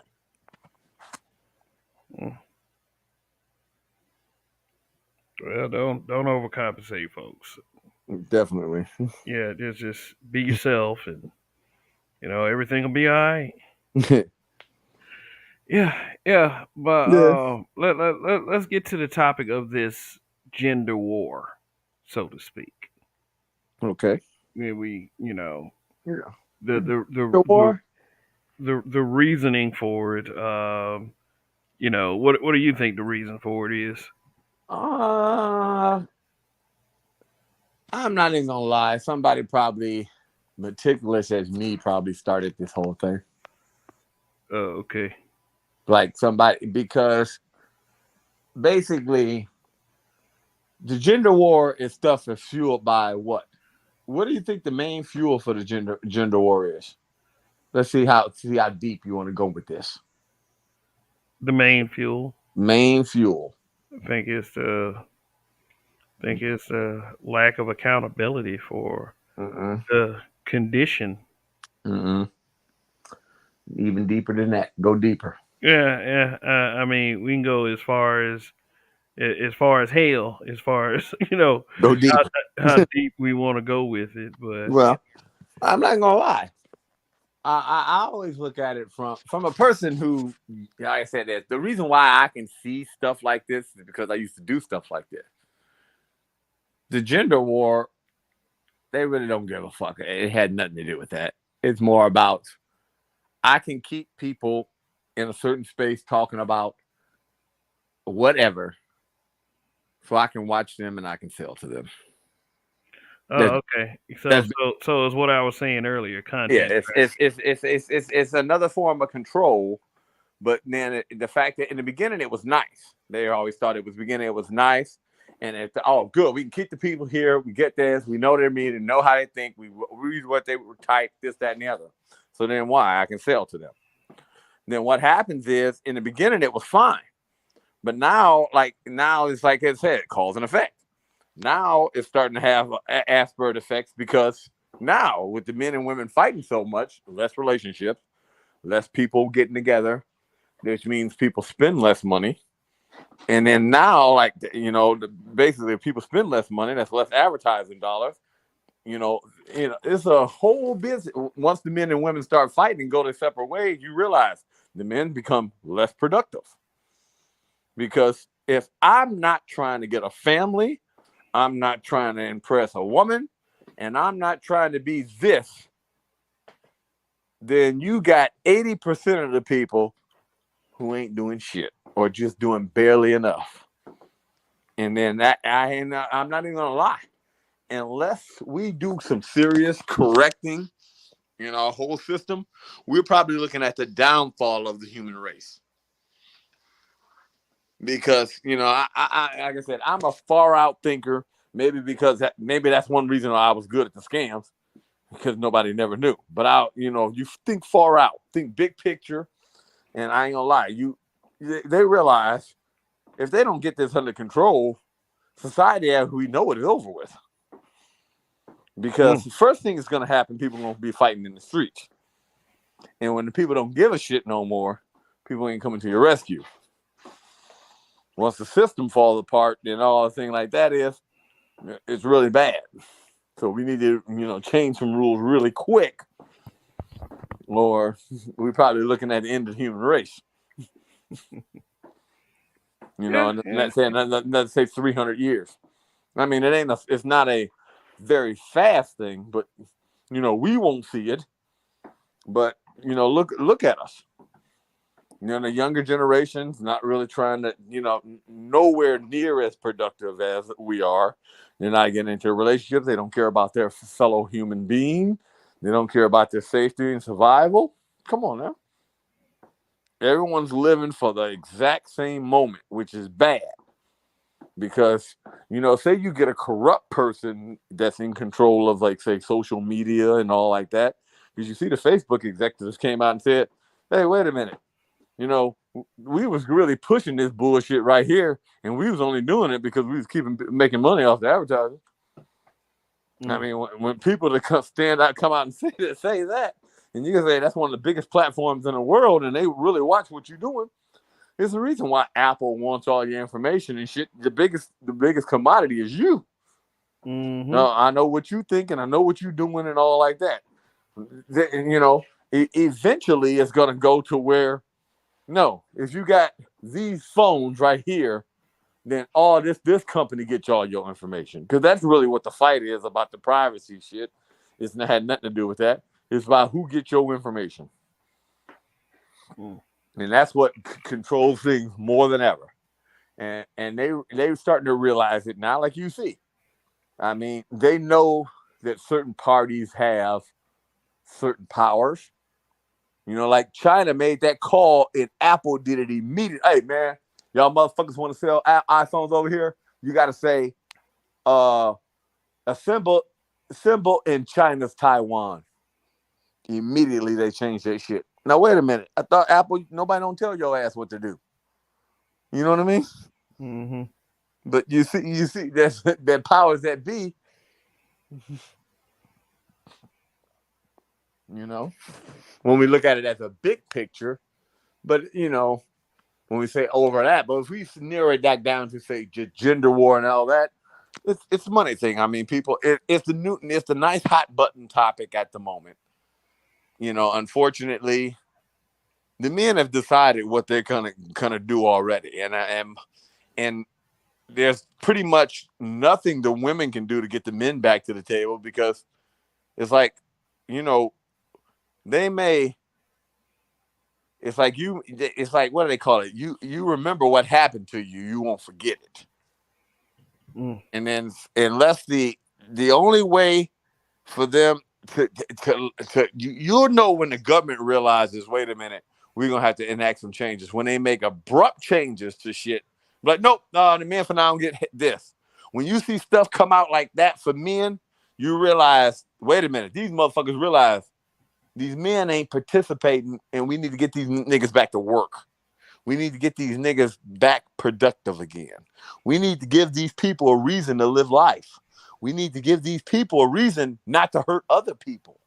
What they gonna do? What they gonna do? Put a bunch of pussy agents in the No, community? but it's like they're gonna have to. The best thing, if I was like, say, if I'm running a government, I want to get everything back to get everything. First thing to do, I'm gonna make it to where some of these laws gonna have to be dialed back. They got to be dialed back because unfortunately we're going too head or what we're gonna have to do is from now on you got to inquire way too much proof because like just give an example, Kevin. If you knew that, okay, Kevin, you can go ahead and go to work and do all of like this and do whatever you think you're supposed to do, but then any day that Judge Drake can just snap his fingers, you're homeless. Your daughter's a prostitute, your family's gone, you're like this, and only effort it would be for me snapping my fingers. How hard would you try to be productive? Because you know that your happiness and your well-being is in my hands, right? Yeah. Well, I mean, if I can snap my fingers, boom, you gone, Kev. Your life as you know it is over with. Well, I take everything for you. Isn't that the power that the government possesses already? Yeah, but the problem is the power is starting to be wielded by not the government, but the people. Like the Me Too, really, I ain't gonna lie, the Me Too movement probably did more damage to women than they will ever realize. Yeah. I mean, to the fact that because women thought, oh, well, fine, we're gonna get niggas don't even hold conversations with women. Remember, I told you when I'm out doing the delivery stuff, I go out at night. Sometimes I hit the bars. So I sit there and I'm standing around. I stand around, chill 15 minutes, 20 minutes or so, and shoot the shit with people. And a lot of the dudes, I mean, I see women in they Magic City outfits and all that shit, and the niggas just like whatever. I mean, women. You're gonna see a good way to tell. It's gonna get desperate because women gonna have to start leading with sex. It ain't gonna be no take me out to coffee. They complaining about coffee dates and shit. Now, if anything is, you women need to be telling each other to shut the fuck up because you're just making it worse. I mean, you just like I'm sitting up here like y'all motherfuckers just sitting up here throwing lighter fluid on the fire that's helping. I'm like, thank you.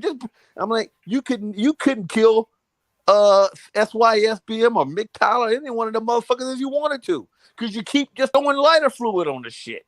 Y'all throwing lighter fluid, got the bellows out there blowing air on the fire and shit.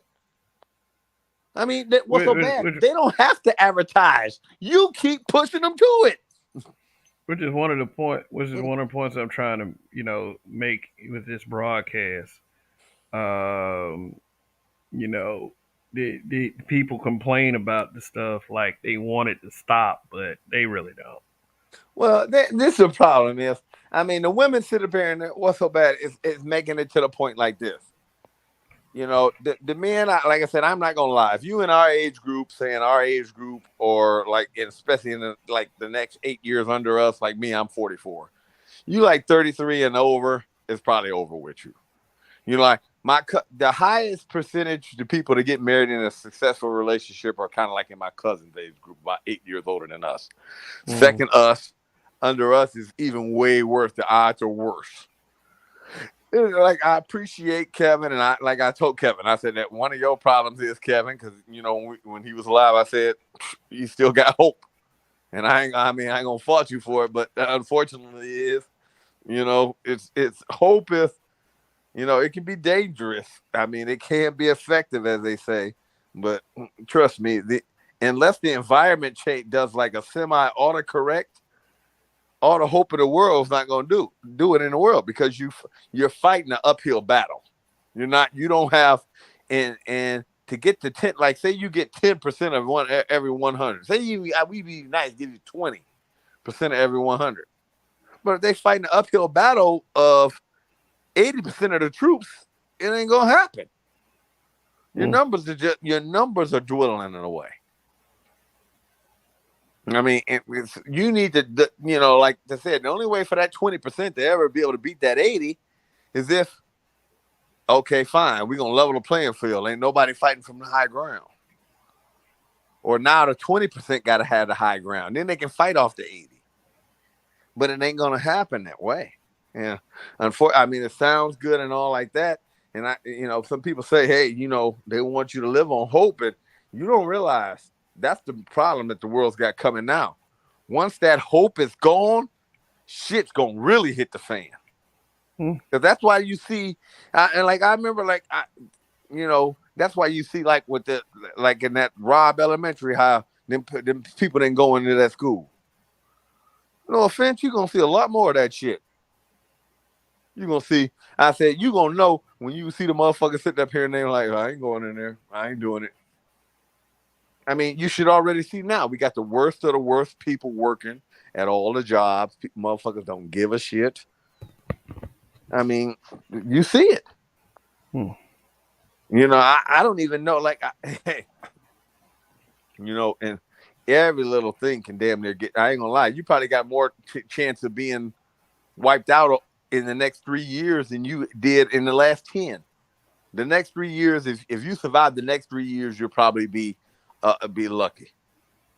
You got more chance of being killed in this next 3 years than you did in the last 15. I'd say the percentages of making it past these 3 years. And even I know, as a person like me, me, I don't mind giving a person a piece of my mind, and I'll say some shit that'll hurt somebody's feelings.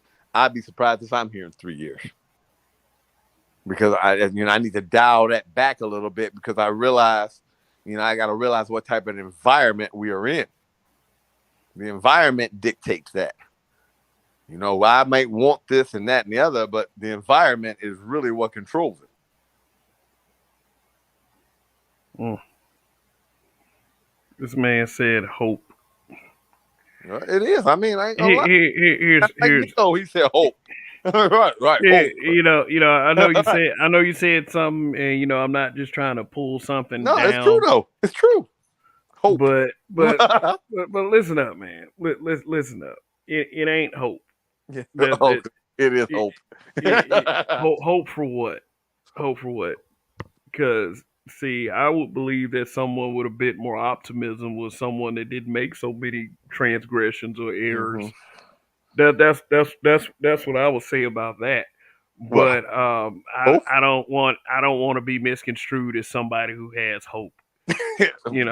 Bro, that's it. This is the fact is, if you're on that side, just give an example. You are kind of like the minority saying, "Oh, I made it up there, nigga. Why can't you do it?" I mean, like, just give. Okay, perfect example. Perfect example. I got one for you. Here you go. Here, I was talking to my son and all like this, and we sit there and talk. We was talking about things, and I said, "Okay, now, notice something about Dad. This, that, the other. Notice to be in my position. Now, think about this. If I didn't have the gift of gab, the networking, and the stuff like this, I probably would have been dead years ago." I told my son, if you notice, no tattoos, no marks, no ear piercings, no wild hairstyles, none of that shit. The reason why is because during our time growing up, and it's still looked on to this day, even though these young people don't want to say nothing, because technically these young people should be fucking listening, because it's our age group that's hiring you. And when they see somebody who can conform to the rules better, they're more likely to hire that black man first, because you're already starting off at a minority. They'll hire that black man who don't get the tattoos, don't get the dreads, don't get the big beard, don't have none of that stuff. Like, you walk in the door, big beard, this, that, and the other. I walk in the door, no tattoos, no there, this, that, and the other. I got a better chance of getting it over you. Because they'll say, you know, he doesn't go with what the new trend is right now. He conforms to the norm. We can see this person. The reason why, you know, I told my children, notice I didn't do no tattoos. I didn't post no shit online. The first time people start finding out me online is back when I start running these shows. But like you say, you my friend on Facebook. You can look back through all them years of posts. You don't see nothing like that. I mean, you don't see nothing that could even be remotely offensive or could stop or let a person think either way of me until the last, say, 4 years when my kids were grown. Because I realized that anything I did could affect them.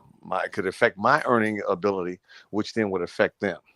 And see, that's one problem that we have in our generation. We did things to like this, how you protected yourself, not letting everybody know who you are and this, that, and the other, because you know it could have backlashes for your kids.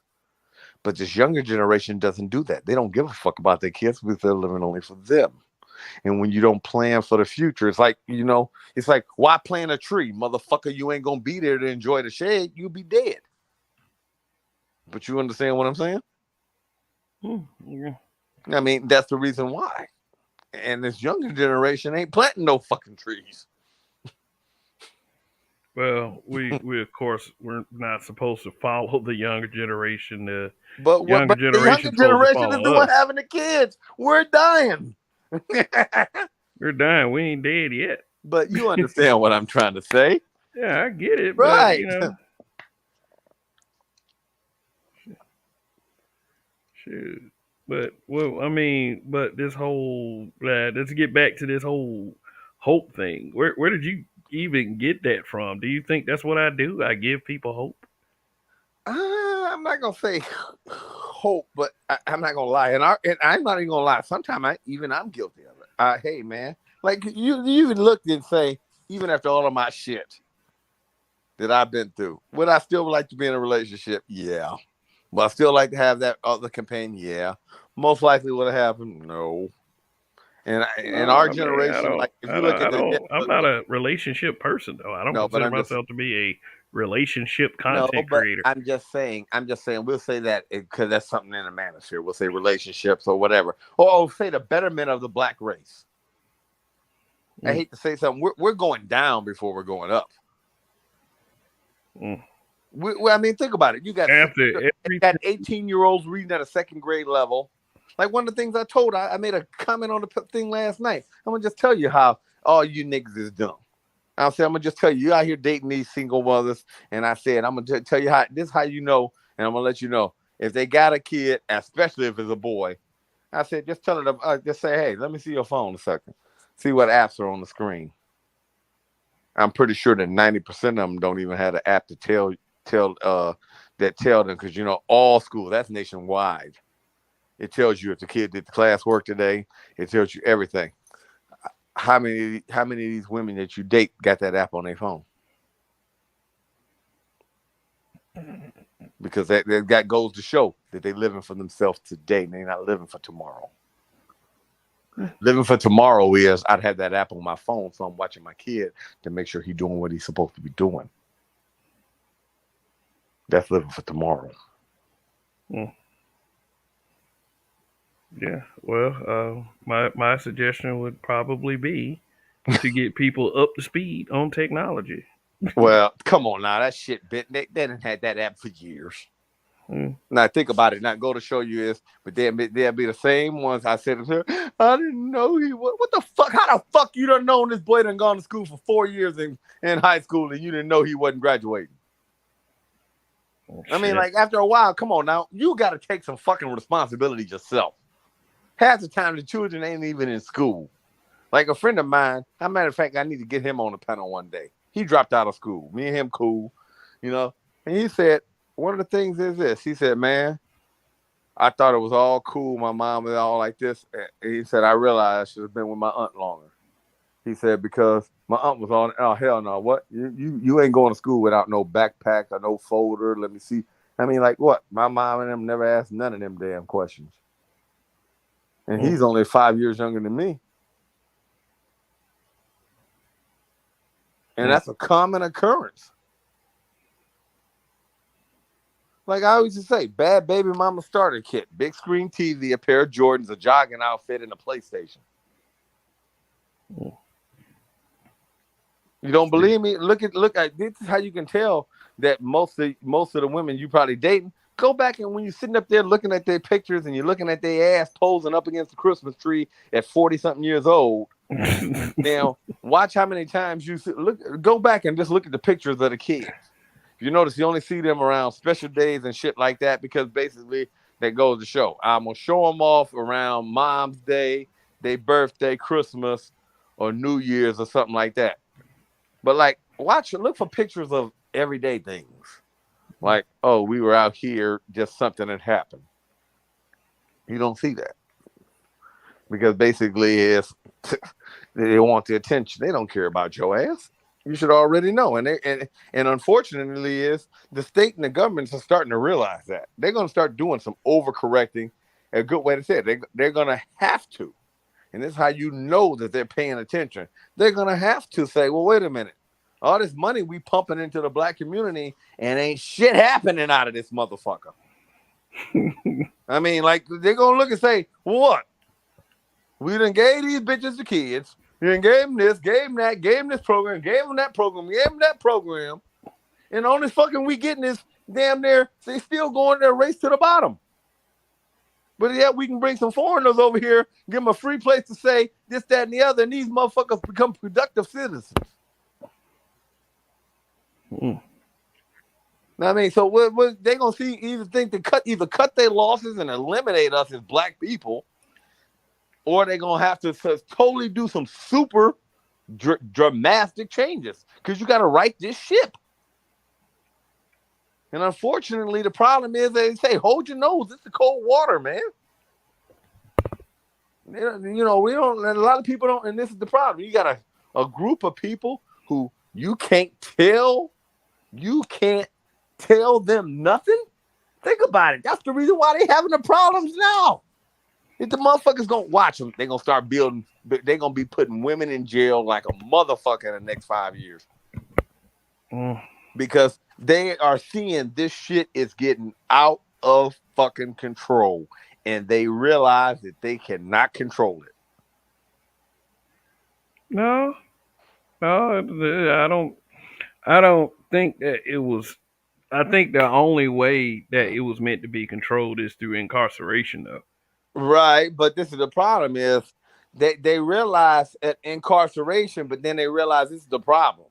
You say, oh, well, fine, we can incarcerate them. But when you got your irreproductive citizens reproducing at a faster rate and hurting your productive citizens, then you get that is a problem.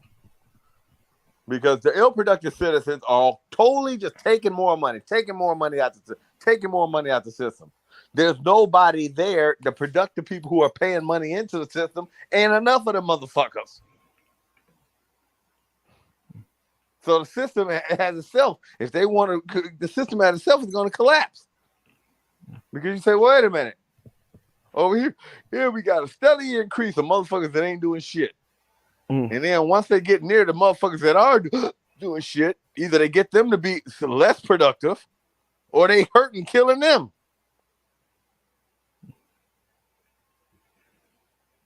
Yeah.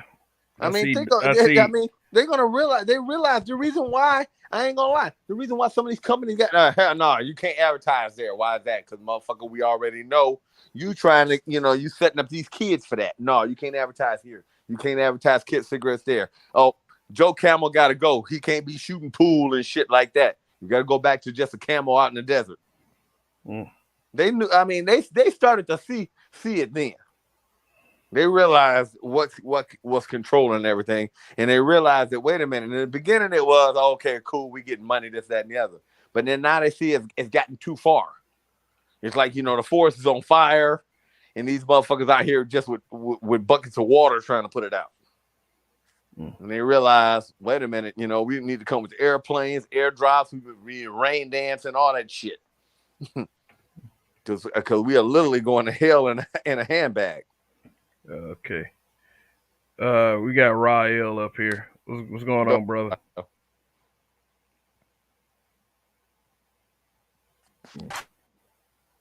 Right. Peace, Kev. Peace, Dre. Well,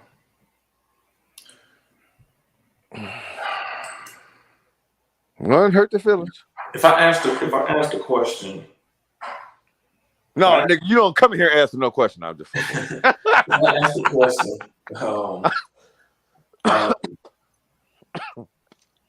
if I asked a question,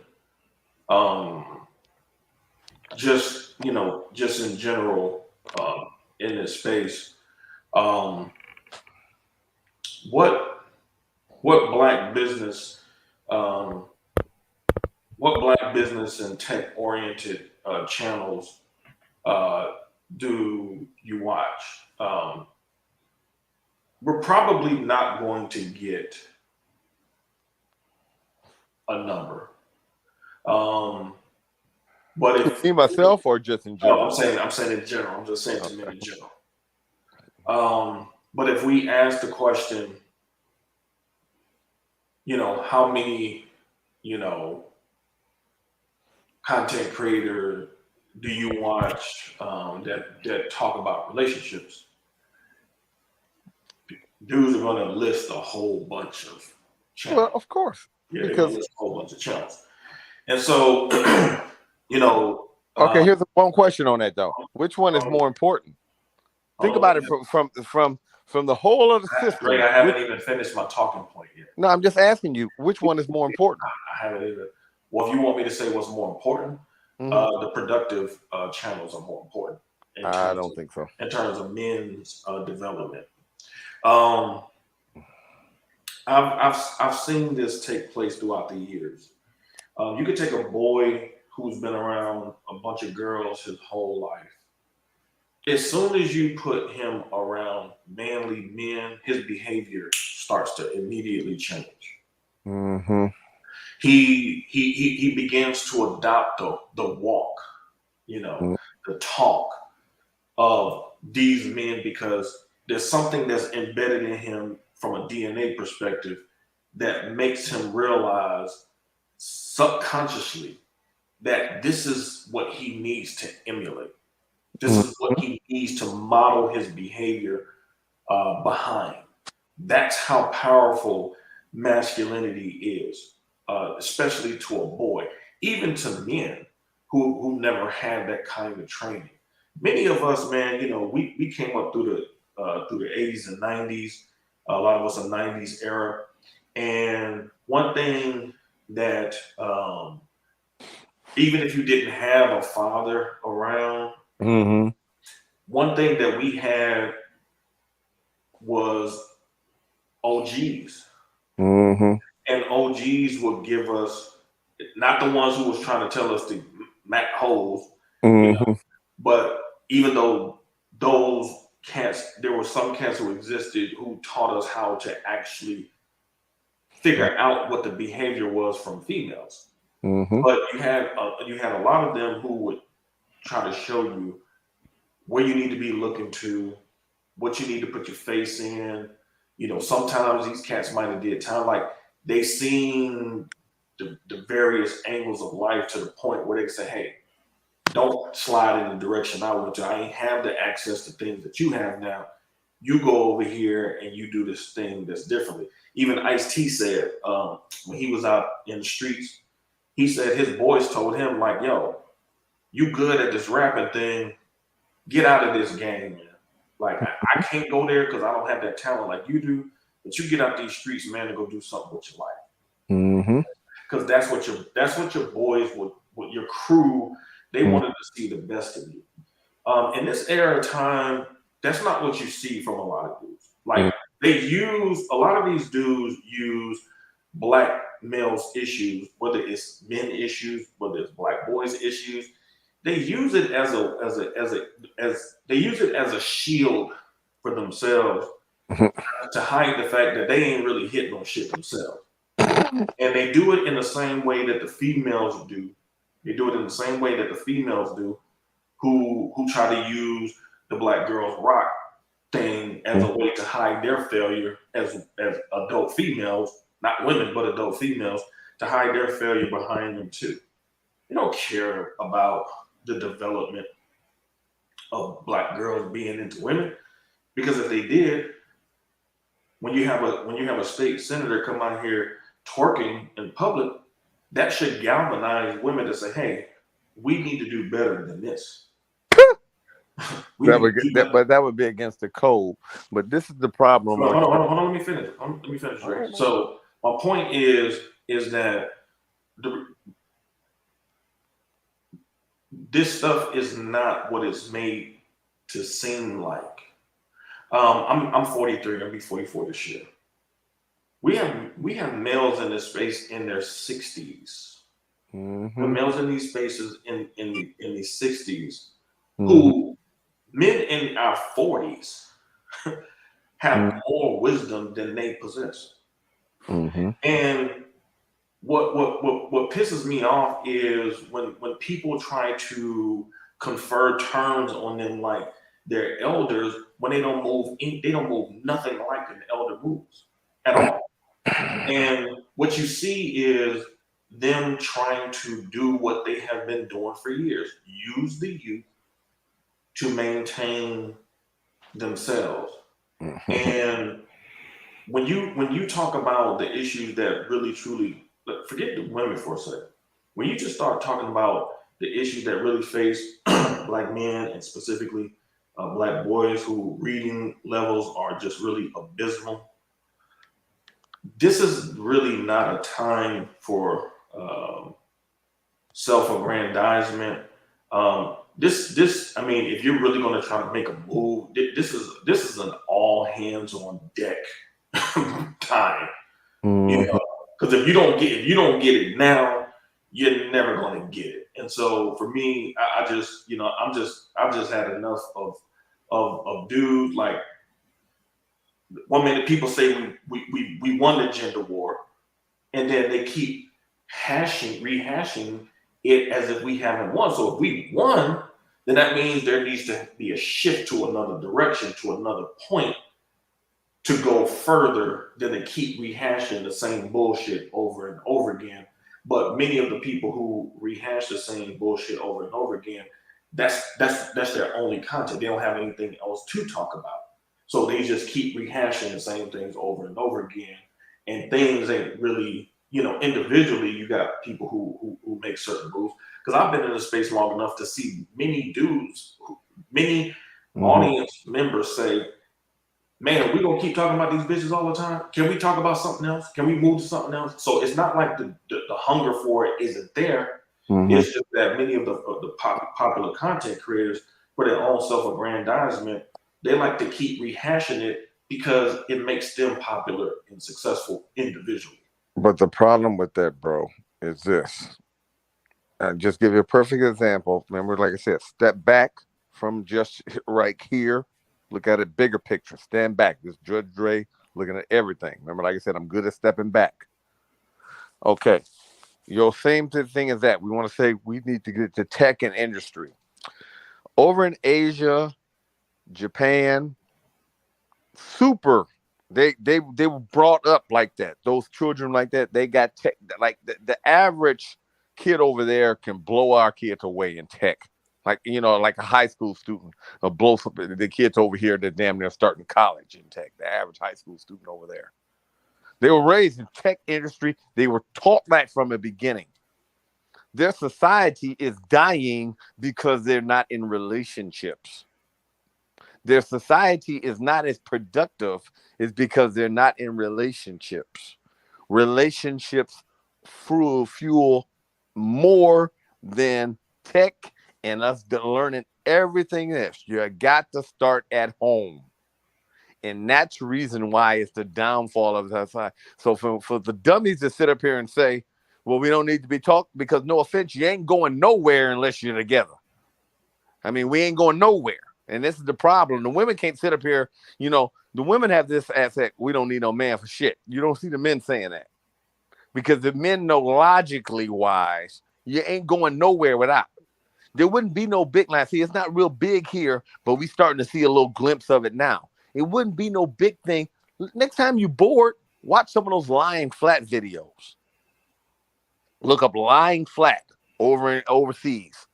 Like they're productive young people between like 20 and 35 are their productivity is shit.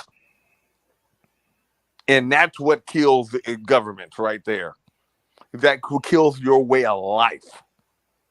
Your way of life as you know it is over because you stop innovating and stuff like that. Now you might see new shit come out. Oh, they're still making new shit.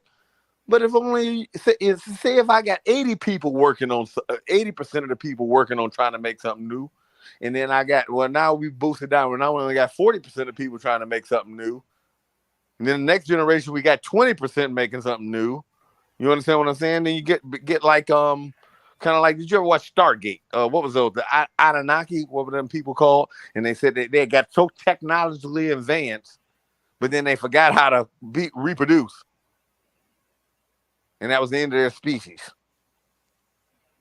Basically, that's kind of like we got. They got so far high into tech to where they forgot the basic human things. And that's exactly what was their downfall. And that's the problem. You can't, if you look over there lying flat, and this is like I said, I'm very good at stepping back, taking all feelings out of it. But when you look at the data says when the young people have, it's like saying, if I told you what day you were going to die, the exact same time of that, it's like you take the will out of that person. And once the people have nothing to strive for, then you start to get a lot of problems. And then some people can survive in that environment, but most people won't. And then you got to worry about what the people who can't survive in that environment will do to the people who can survive in that environment. And that's the reason that Japan and Asia is having all the problems that they do now. Like I said, it's not really spoke about because, they hide that shit. But yes, they are having problems over there big time. And it's like, because their women are kind of like, if their women are just as bad as ours. They don't come out and say that shit, but them Asian women are just as bad as black women over there to the men. Just as bad. Like literally, you probably can go over there as a black man, average dude, and probably do better than the average Asian man over there.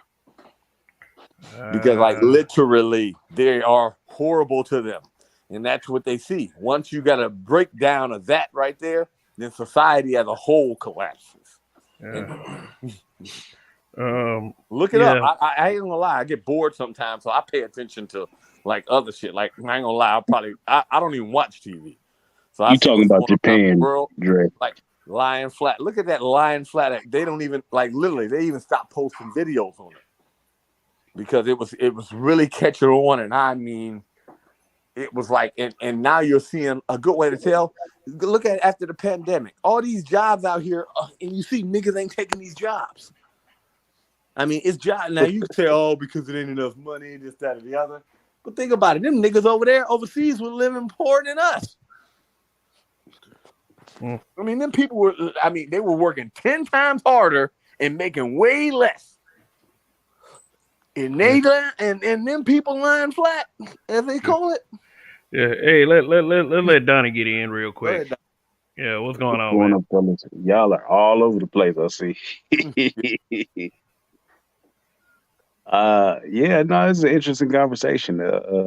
So I caught the tail end of 2 parts, and to expand on what Dre said, I know they get down in Japan like that, but Japan has a very weird culture and dynamic to where the women are more in control than the men, and a lot of the men are scary ass dudes. They're not approaching women. They're not going out and hit on them. And it's to the point to where they have things such as a cuddle therapist, where you go in and you go cuddle with a person. It's some weird shit like that, right? Or you have bars where women will go in and they will seek a male companion's company. Could you imagine opening up a spot where, it's me, you, Dre, Rael, and Kev.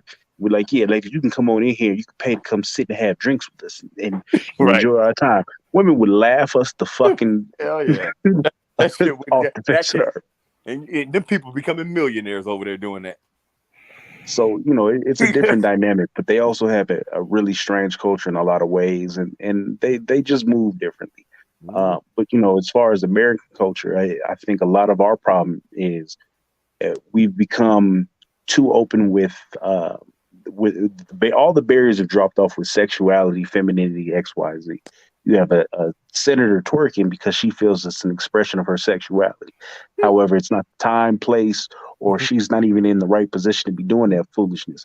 But why is she doing it? Because she's under the impression that women should be able to do stupid shit like that and looked at as professional, when in no way, shape, or form is anyone going to do that.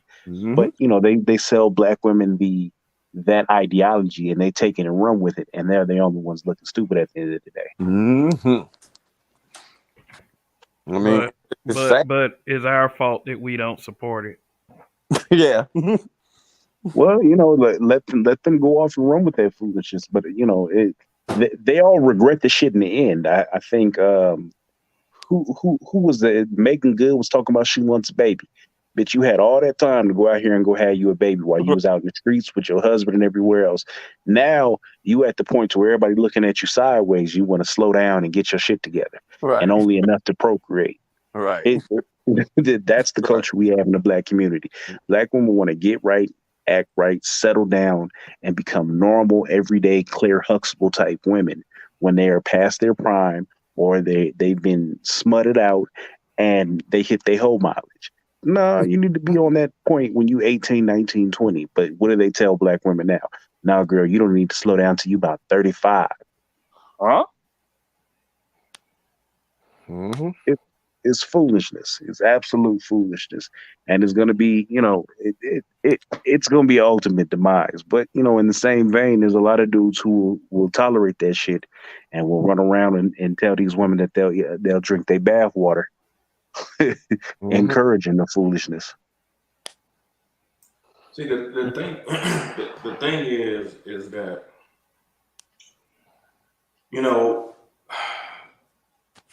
yeah, a lot of men are looking for a mea culpa from these females. They're looking for a mass apology, and where women are going to say, yeah, we messed up. That ain't gonna happen. We know that.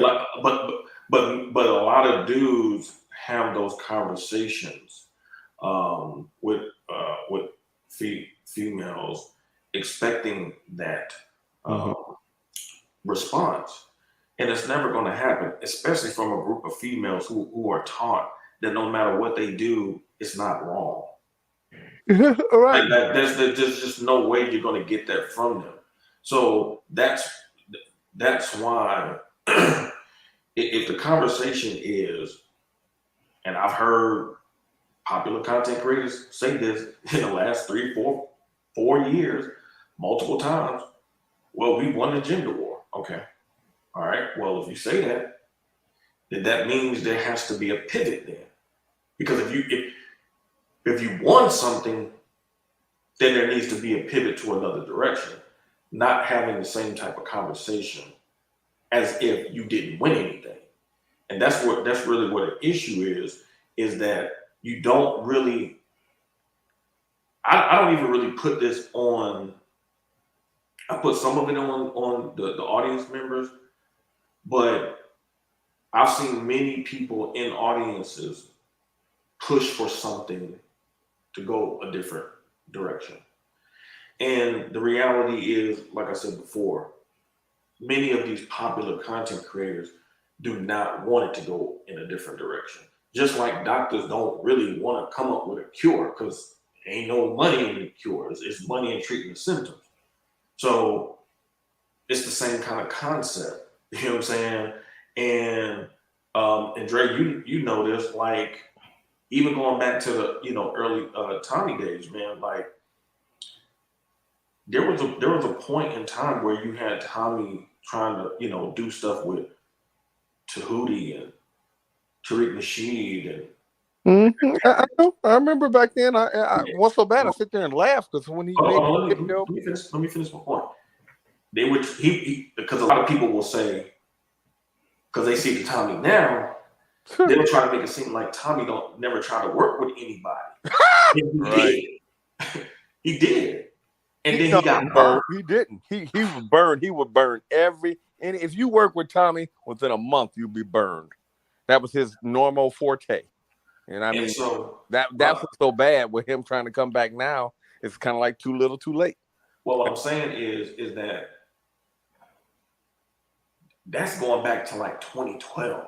You know what I'm saying? 2011, 2012. Mm-hmm. So you keep seeing is the same shit just keep getting recycled and recycled and recycled. And then you'll have people complaining. You'll have content creators who have had people try to push them in a different direction. Then they'll have shows where they say, well, black men don't want to work together. Like, nigga, what the fuck you talking about? Like, niggas have tried to push shit in that type of direction. You know what I'm saying? Right. And so you can't have it both ways. You know what I'm saying? Like, you can't talk about the bitches and what they on. And then when black men who on some productive shit about pivoting and moving shit in a different direction, you fight it. And then you make content saying black men don't want to work together. Black men don't want to support each other.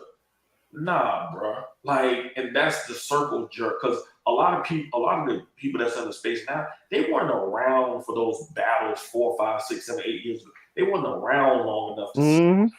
So they coming into the space like, this is some new shit. But we know this ain't no new shit. We know like niggas be on some bullshit. Well, Rael, it's kind of like, I hate to say something. Like when it comes to the content creators, it's just like the bitches. So when we get in here and talk about y'all motherfuckers done went out here, fucked everybody. Now when you're 40 years old, you want to settle down. That's what Tommy did. I hate to say, would be no manosphere as you know it. You went out here and fucked everybody in every decent relationship you had, even people that was cool with you and down with you, even tried to get you to calm down. Now you come back in here and say, yeah, let's form up together. No, motherfucker, we remember how you was burning everybody. You understand what I'm saying? Hell no, you ain't burning me. That you no offense, you made that bed, motherfucker, you lie in it. And that's the problem. And so we try to just tell the younger content creators when they come up, look, the reason why nobody don't work with Tommy and shit no more, because you know you're going to get burned some type of way. Somebody going to say some bullshit, or he what's so bad? Sometimes say something in the chat. You didn't even say shit. And then this nigga go on a 15-minute diatribe talking about your ass and all that from a troll in the chat. So now you sitting up here like, wow, you done blew the whole spot up for something dumb. And then now you wonder why ain't nobody your friend no more.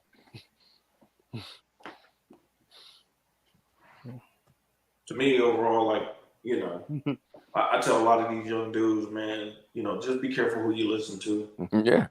Because, you know, don't allow your youth to be, you know, whittled away hearing loser motherfuckers talk shit. You know what I'm saying? Telling you that the sky is falling. Right. You have all these goddamn opportunities available to you. Like you can't. It's like you have to look at things from the perspective of those who fail. And so people who have generally done a lot of failing are going to do a lot of complaining. You know what I'm saying? Because they haven't felt any wins. I was talking to some females from Africa one day, and I said, "Have y'all noticed how you don't generally hear virgins complain about men?" And they just started laughing. I said, "Because they ain't dealing with them. They ain't dealing with them like that." I said, "And typically, you know what I'm saying? You're not hearing married women complaining about dudes." I said, the people that you hear, the females that you hear complain the most about dudes, are the same type of females who are constantly out here getting themselves wrecked by going from penis to penis because they don't know how to actually be with a man. They haven't been raised to actually be with a man. And then they'll blame the men for their lack of proper teaching that they didn't get from the women around them. They'll just put it off on the men, when the reality is the women who didn't raise them properly basically help form the reasons as to why they even choose certain dudes they're not compatible with. A lot of times it's not that a dude is bad, it's just that the female, she's not compatible with that particular dude. Because you can take that same dude and you can give him the right woman and he could just take the fuck off. It's just that this particular female was not compatible for what he was on.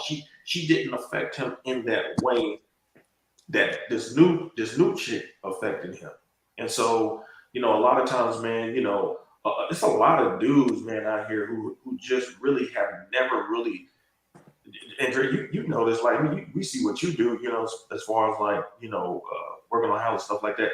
There's a lot of dudes who just have refused to accept the mantle of manhood. Well, that really, when you decide to accept manhood and masculinity, motherfuckers gonna come at you. That's just the way it is, man. Oh, and what's so bad is tough. I mean, I'm not gonna lie. Once you step over and actually stand up and be a real dude, hate to say something. Once you stand up and be a real dude, you're in the fucking minority. Right. I'm gonna just tell you, just like off. It's a very lonely space, man. I'm not gonna lie, man.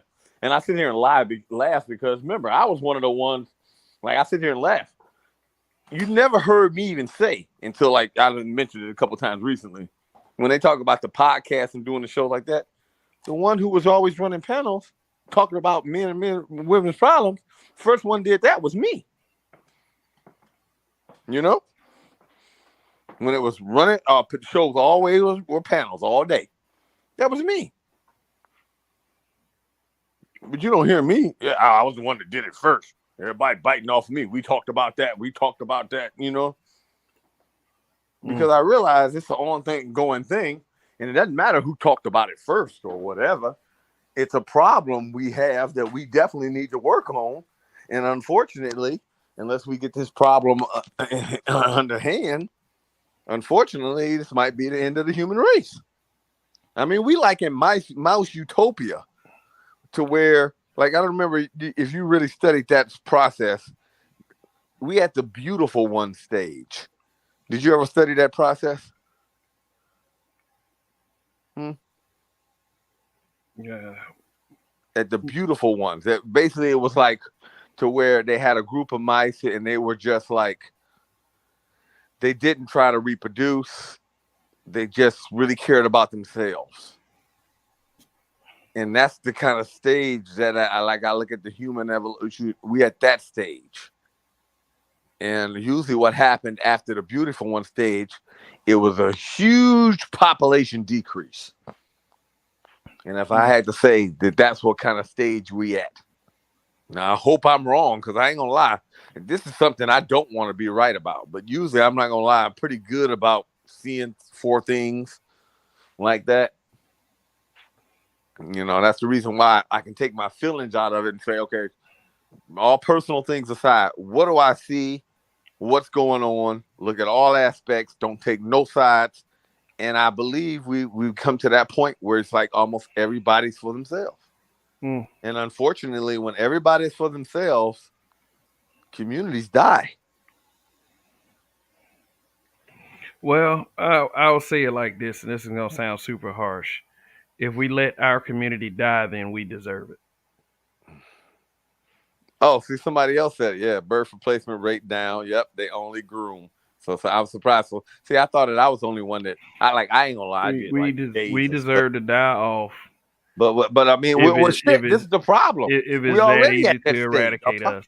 But the problem is we already at that stage. Yeah, but I'm just clarifying to you, right, and to anyone listening, is that if we're willing to go down like that, then we deserve to go down. Yeah, but ain't no use in hotepping. Ain't no use in sitting up here trying to discourage one side to shut the fuck up and straighten up while the other side gets to do what they want. Just let it go. That's let it go, and that's the problem. And hope that and hope that you're not affected too much by the fallout.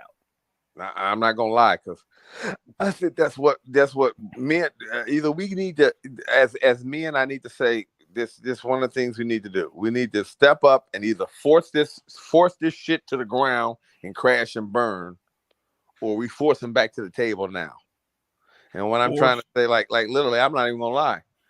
I said I should make a show saying it's time for men itself in general to turn their back on society, period, all the way across, all ways of life. Only worry about yourself. Don't do nothing for nobody else. Don't work no more than you have to. Don't reproduce at all. Well, you know, I mean, the reason why you do those three things, basically, you'll get a big upending, because they're gonna say, "Well, wait a minute." Especially say I got a big movement of people to do that or start making that thing. Because people say, "Well, why you ain't gonna reproduce?" Because why? We don't get to see our kids anyway. So what's the point of reproducing? So what they'll do is they'll try to bribe you back to, oh, no. From now on, y'all get 50% of your kids.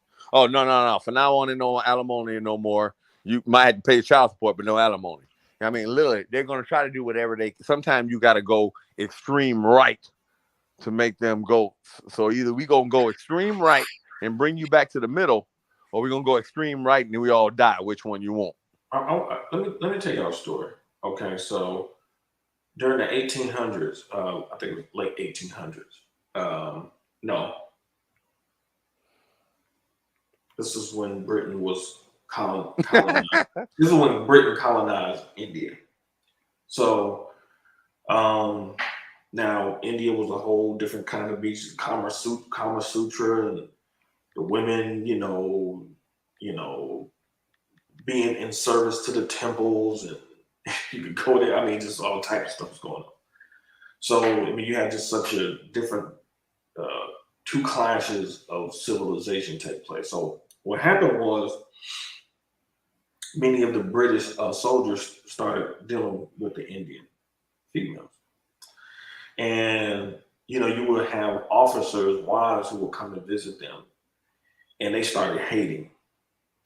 And they weren't getting with British women, and it was a case that just made this incident basically made Parliament implement rules against the military men to basically say they couldn't deal with Indian women, which is some bullshit. So and then what they did was they started shipping British women over to the colonies in India colony to force them to basically choose British white women. This is real. Like, this is why you're seeing so much content about from Black females specifically against SYSBM, because when I first came into this space, I said this years ago, the manosphere doesn't attract attractive chicks. You can't say that anymore. You're seeing females trying to get connected to the space who, if they were in their right mind and you met them on the street, you'd be like, yeah, man, I'm hollering at that. I like that. And the reason why is because they don't have the same leverage that they used to have. Once technology allowed men from all parts of the globe to be able to connect with women in all parts of the globe, they don't necessarily have to choose a woman from their locale anymore. No woman from their city or their block or their school. They can get on Tinder and Bumble or any other sites that facilitate them, meeting women from other racial groups, and they can bounce. And this is very disconcerting for a lot of these females, which is funny because a lot of their arguments is based on, well, we got to keep the Black community together, from the same women who align themselves with white feminists to break it apart. Nah, that's not gonna work. And so the men, what you see with the younger generation of black men, they're not going for it. They're just like, absolutely not. And so this is why you see this fight take place with the so-called dating coach side and the younger dudes, because the dating coach side, they need the younger dudes to sell the game bullshit to them. So if you don't have that market to sell to them, because this is business now. So if you don't have that market to sell to, you become irrelevant as a content creator if you're trying to sell a game. And so that's why there's such a big fight over it. That's why you've seen some of the same people in the space who was about, oh man, y'all should lie to these bitches. Oh man, y'all, whatever the case may be, they get successful. And this is what's so insidious about it. They use the men to build their channels up, and then they turn around and start shitting on the men that help build them up. It's the biggest joke ever. You know what I'm saying? And the younger dudes, thankfully, they have they're wising up and seeing like, this ain't the way to go. You know what I'm saying? Because you got channels out here that like men, travel channels where you can get the right information. This goes back to even Charles Tyler, rest in peace to him. You literally don't need all this stuff that these dudes is trying to sell you, which has not worked for black men. Game has not worked for black men in 60 years. Black men don't have a leg up in terms of power dynamics over black females based on game. I mean, if the shit worked, I mean, we'd be talking about a different story, but it hasn't panned out that way. Game has wasted a lot of dudes' lives away, wasting their time instead of them being focused and being productive. A lot of the Gen Zs and younger millennials, they're just not with that. And so that's why there's such a fracture taking place. What's the point of being productive? Well, if you get outside of your environment, what's the point? Which is if you get outside of your environment, there are places on the globe where there is a point. That's the whole point. And so, and you got to think about it too. And I'm gonna give you some numbers.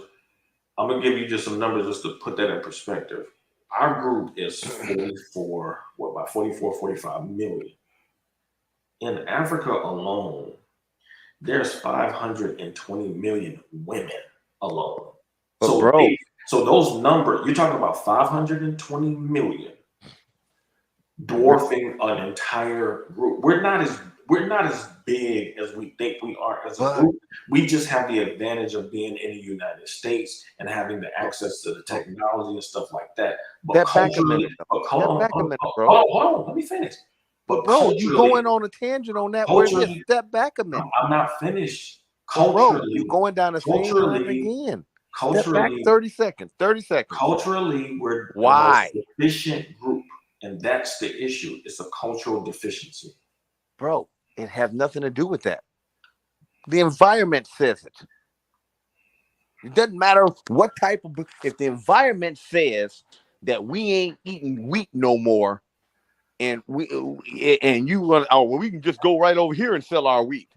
If the environment is not conducive to eating wheat no more, if the number of people that's eating wheat is slowly going down and it ain't no recovering, you just basically prolonging the inevitable. We're not changing the environment. The environment, do you understand? We're the petri dish over here. Just because it ain't happened over there, you see it's spreading.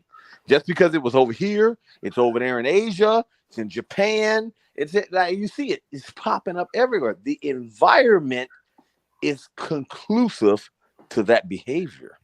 And once there's no reason for you to be together, what the fuck do I need to be super productive for? For what? See, that's the problem. It's like, why do I give a fuck? I mean, it's like, like I ain't even gonna lie. Why do I need to keep this big old house that I'm in? I was sitting there thinking that the other day. I need to just put this damn house on the market. Why? I mean, but that's the problem. When biology dictates. Biology wants you to do that, but if the environment's not conclusive to have children, Dre, I didn't even finish the statement that I was going to make. Like, come on, dude. I didn't even finish the statement. But you just. But I didn't even finish. You I just didn't even finish the statement, bro. substitute. I didn't even finish it, and you just straight cut me off. I didn't even finish. But bro, you going down the same rabbit hole again. I ain't going down. Dude. All right, man. Go ahead. Go ahead, man. Dude, you can't tell, dude. I have conversations with women on the continent, my dude. But I wouldn't be saying what I'm saying if I didn't see something different. Just because it ain't happening. I don't need every woman on the continent to be culturally competent. I just need the one that I want to deal with to be. That's all I need. Okay. I don't care about the ones who don't fit my profile anyway. And right. And there you go. And see, thank you. And that show, thank you. You said a statement right there. I don't care about the one. I just need the one for me. And remember, like I said, once you start caring about you first and not the whole thing, that's the reason why I said we're on the downfall. No, it's not. It's the reason why. I'm not saying that you can't. Look, bro, I'm not saying that you can't. I'm not saying that it's impossible. But I'm saying is, the fact is, people, like I said, you just said it right there. Once you start caring about what you can get and not to how, making the changes for the overall thing, then you don't, basically, you didn't solve the problem. You just, temper. It's like saying, okay, well, fine. The whole block is on fire, but I'm going to keep the sprinklers on all these houses, on 5 houses surrounding mine. But the whole block's still on fire.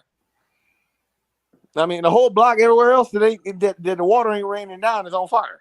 But this is the problem at hand. Now, you might be okay. This is the problem. But the problem at hand is still there. Hold on. The problem with let's keep it 100.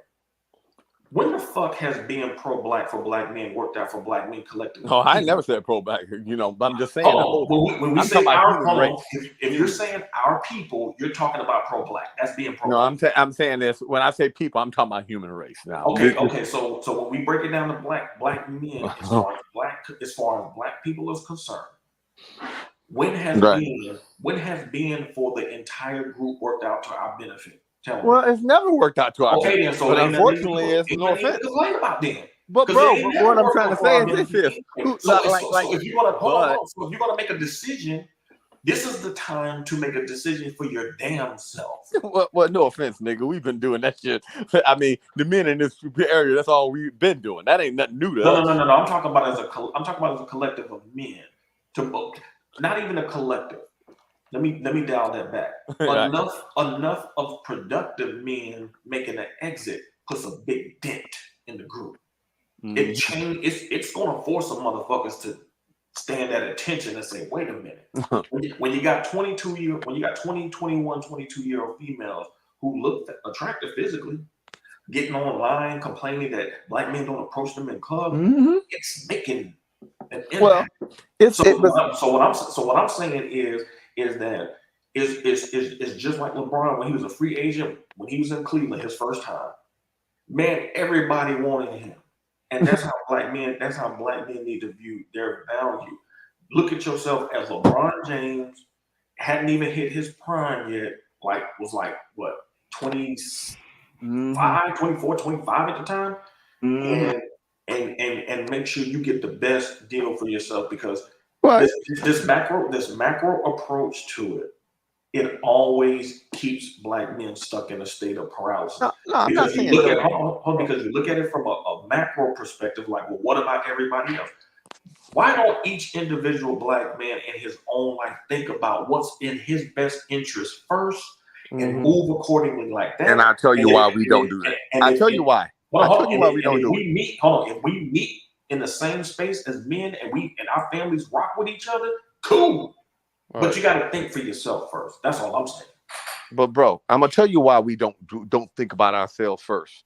Because one of the problems is this: we realize with logic, the thing what this is, we realize thinking of yourself first is a way to actually cause your demise. See, once we start thinking, like, just give an example, when we thought together, we were married at 80, 90%. once we start thinking on ourselves first and all like this, you see where it gets us. And So, just because now, hold wait. on, No, back it up. Wait. Remember, like I said, now, as you see, it started just with us. But as you see in the black community, but as you see, once everybody start thinking as themselves, then that becomes a downfall of humanity. Because you can sit up here and say, oh, what the fuck? I don't even give a fuck about nobody else, this, that, and the other. Okay, say if everybody snapped my finger, boom, we all did that tomorrow. 90% of us would be, say if we just thought about ourselves as of, say, we woke up tomorrow morning and boom, we woke up, everybody on thought about themselves. Will every human on this planet to be dead within a year? That's not even what I'm saying, though. I'm just you see the problem with that. The logic. No, it's not. It's not a problem with that. Yes, it is. No, it's not. If we only thinking about ourselves, do you realize what crap you open the door for? Dude, when I say think about yourself, I'm talking. If I think about myself in terms of my own self-interest, but my self-interest is centered around me building a family, that's not being selfish. That's saying that I have a viewpoint that I value family. Hold on, I value family. So I'm going to align myself with women who have the same mindset and we're going to produce. That's what they're saying. That's not saying you don't. Hold on, that's not saying you don't care about anybody. Because the very fact that you want to start a family is proof that you do care about other people. But bro, this is the problem with that. Now it's okay, fine. You think about that. I'm gonna assign myself. Now me, I think about myself and my people, and the people I care about. We ain't got no structure and stuff like that. Guess what? I'm coming to kill y'all and take y'all shit. You understand what I'm saying? Because I don't give a fuck about y'all. See what I'm talking about? Because I care about me first. So I don't give a fuck about y'all. I don't care about your kids. I don't care about you. I don't care about this, that, and the other. See what I'm talking about? You open the door for, literally, you need the structure. That's the reason why the only reason why black people actually got out of slavery is because of the structure. The structure got us out of slavery. They don't even say that shit, but if it wasn't for us being so close-knit and with each other, that's the reason why the main thing they did for sure is to break us up structurally, because they realized, wait a minute, these niggas came from, we beating the shit out of their ass, having our way with their women and doing all this crap, abusing their little boys, to where now that damn, after with the 200 years they came and did that. I mean, come on now. That's not true. First of all, there were the structure. There were black men who tried to plot rebellion on plantations, and they got snitched on by black people. But they had backings of family. That's my point. Black men, there would be no black America without black men, period. But the problem is that black America was never designed for the benefit of black men. Right. That's the issue. So now that black men have the opportunity to say, I get to paint my own canvas with no color on this bitch. And I get to set this shit up the way that I want to do, because I don't owe black people shit. I ain't got no debt to pay for no black community bullshit. I get to set this shit up, my family, my lineage, the way that I want to for my fucking benefit. And I'm going to do it that way. That's where black men need to sit at. They don't need to be thinking about what this person over here losing over here. If they want to lose in their own family, they choose to lose. I got blood relatives who choose to lose. I don't give a shit. That's their own individual choice that they have. And they're going to do what nature demands, and they're going to wither away because they made that individual choice. Ain't got shit to do with me, because that's on them.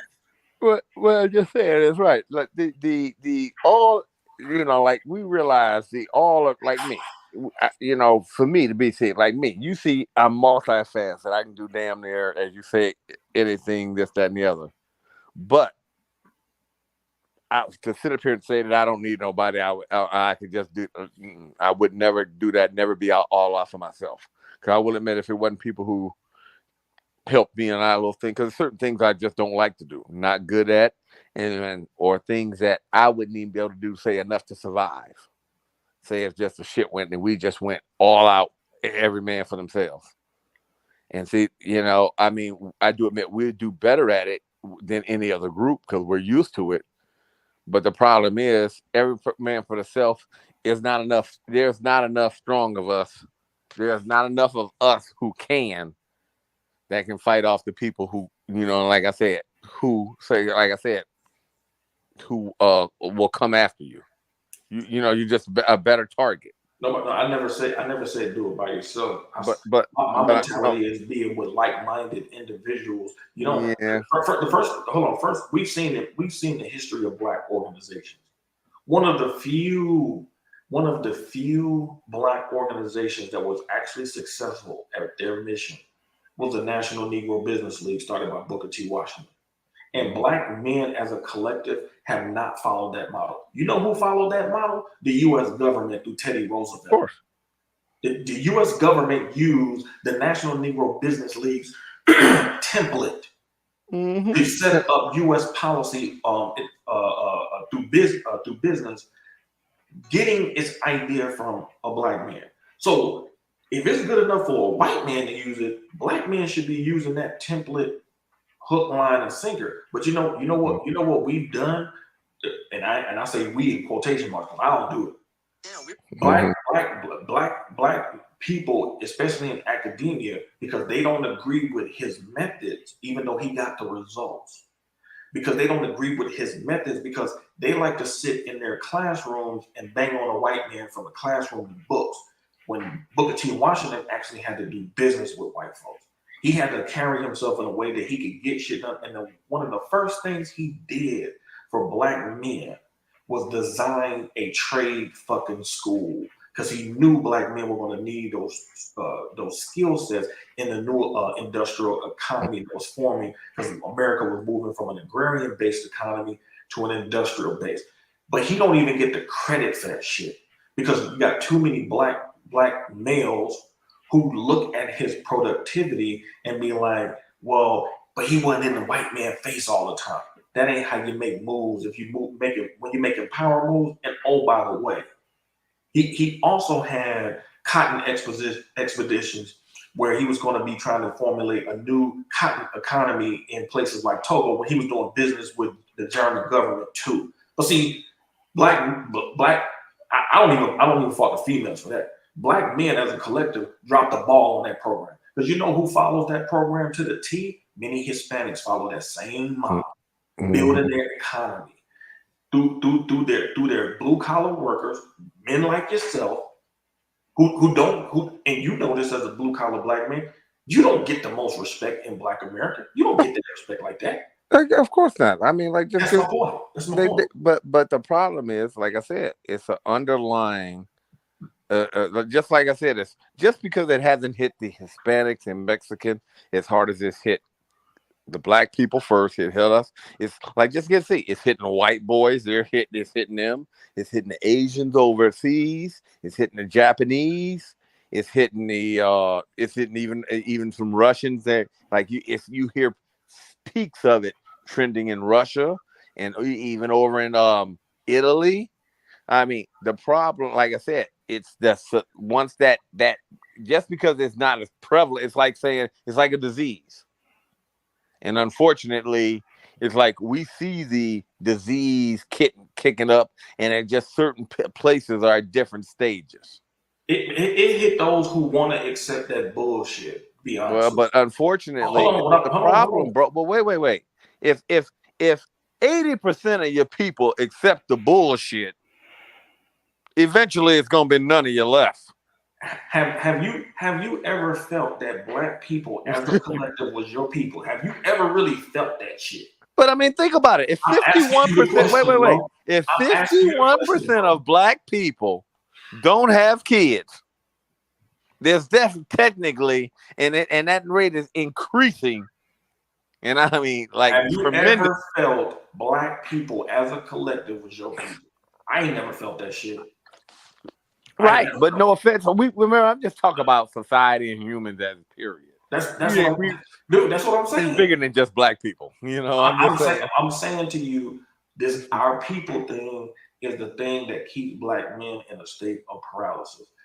We're not talking about that. I'm just talking about human. These women, they made an individual choice to separate from a cultural and family values perspective. They had the opportunity, they made the choice. Mm-hmm. Black men have an opportunity and a choice to make, and they have other places that can serve them well if they utilize it properly, just like Booker T did. But bro, Booker T utilized not just the national, not just the local, he used the international as well. Well, I'm gonna tell you, this is the problem. This, like I said, with the whole thing, I said you're gonna realize when, because when the government just sit up here, or it's plenty of things the government do. The government can sit up here and just be like, "Fuck it, we're done. No more government programs. Do whatever the fuck you need to make it how you want. Crimes against personal property will be handled swiftly and harshly. We're not giving out no more Section 8. We ain't doing that. Like, literally, I ain't gonna lie. We would take a big bite. We would take a big hit then.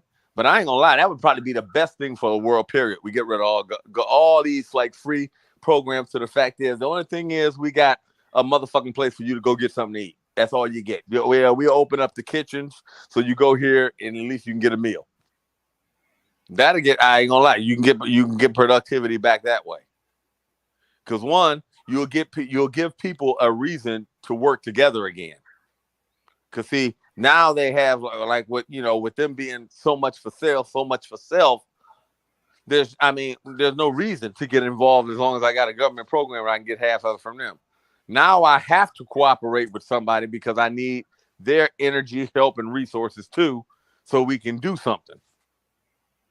I ain't gonna lie. The best thing to really probably turn this over, we just got to get rid of all government programs.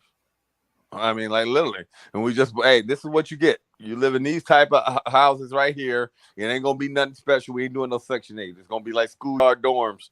Gonna be an old school, real convert school. Y'all got cots and shit.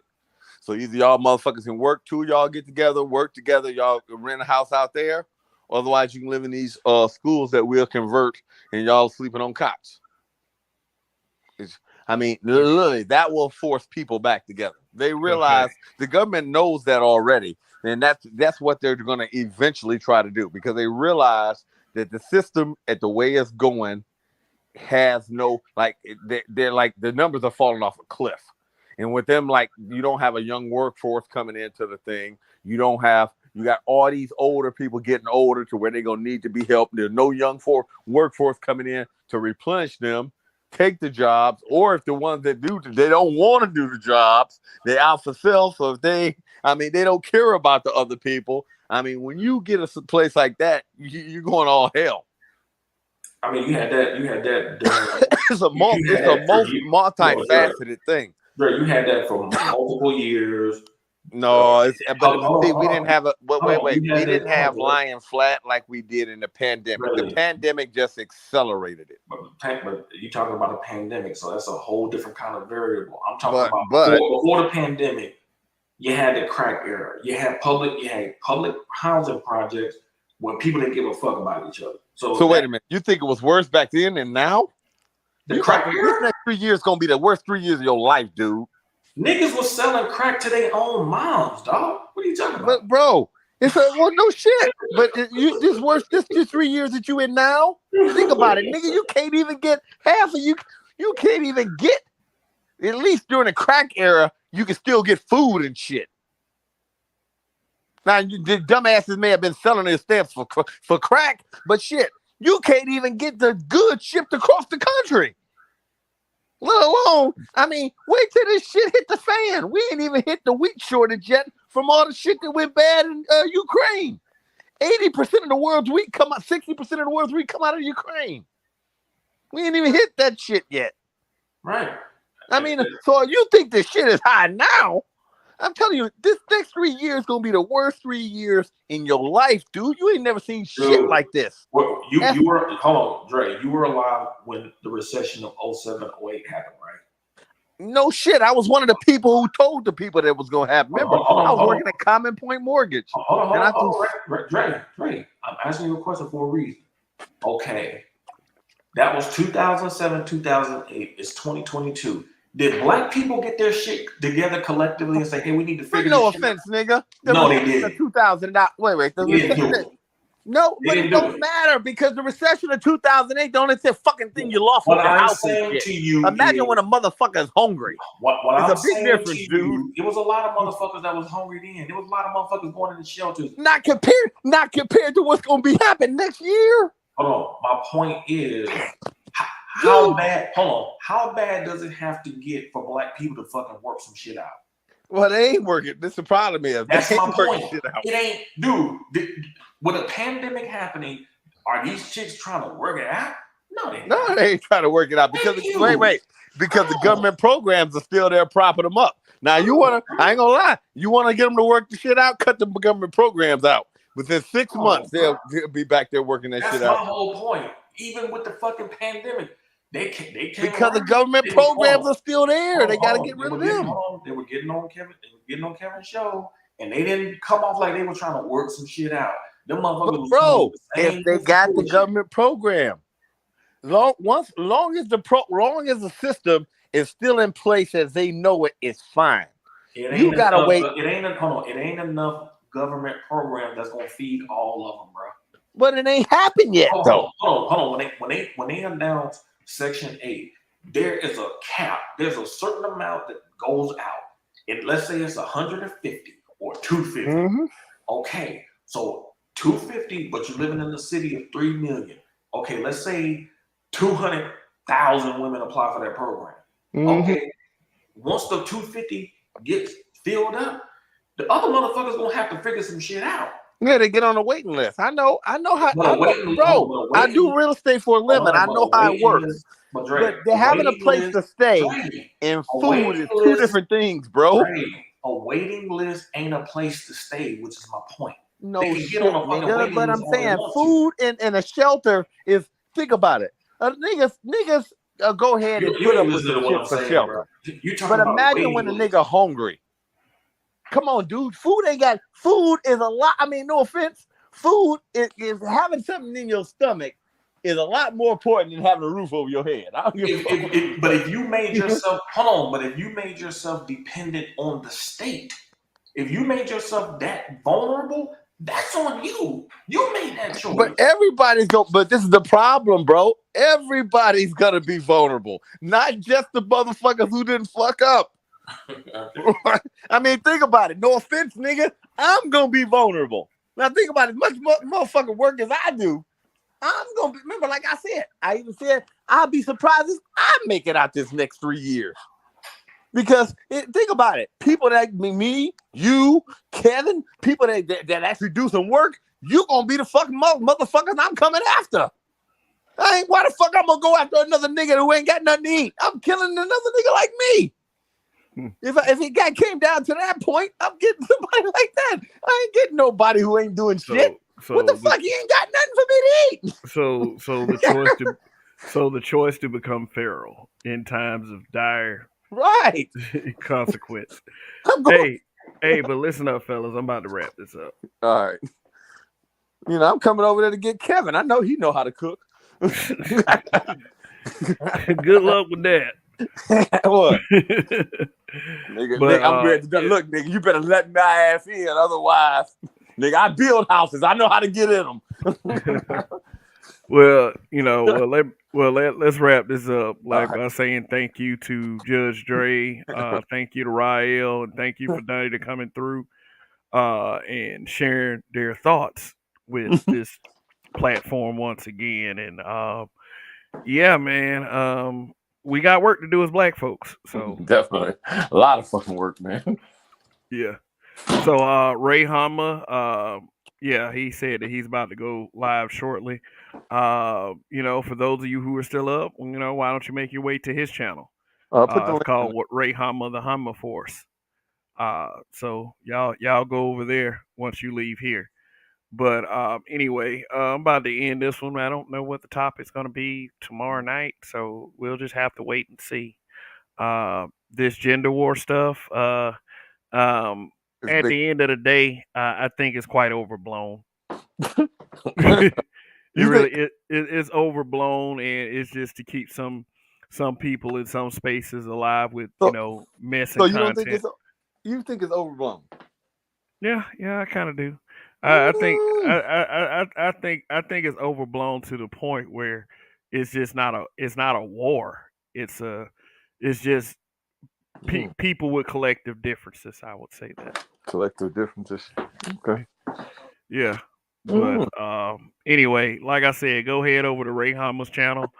I'm about to get out of here. So I'm gonna end it saying this: long live the habitual line steppers, and Kev, we trust.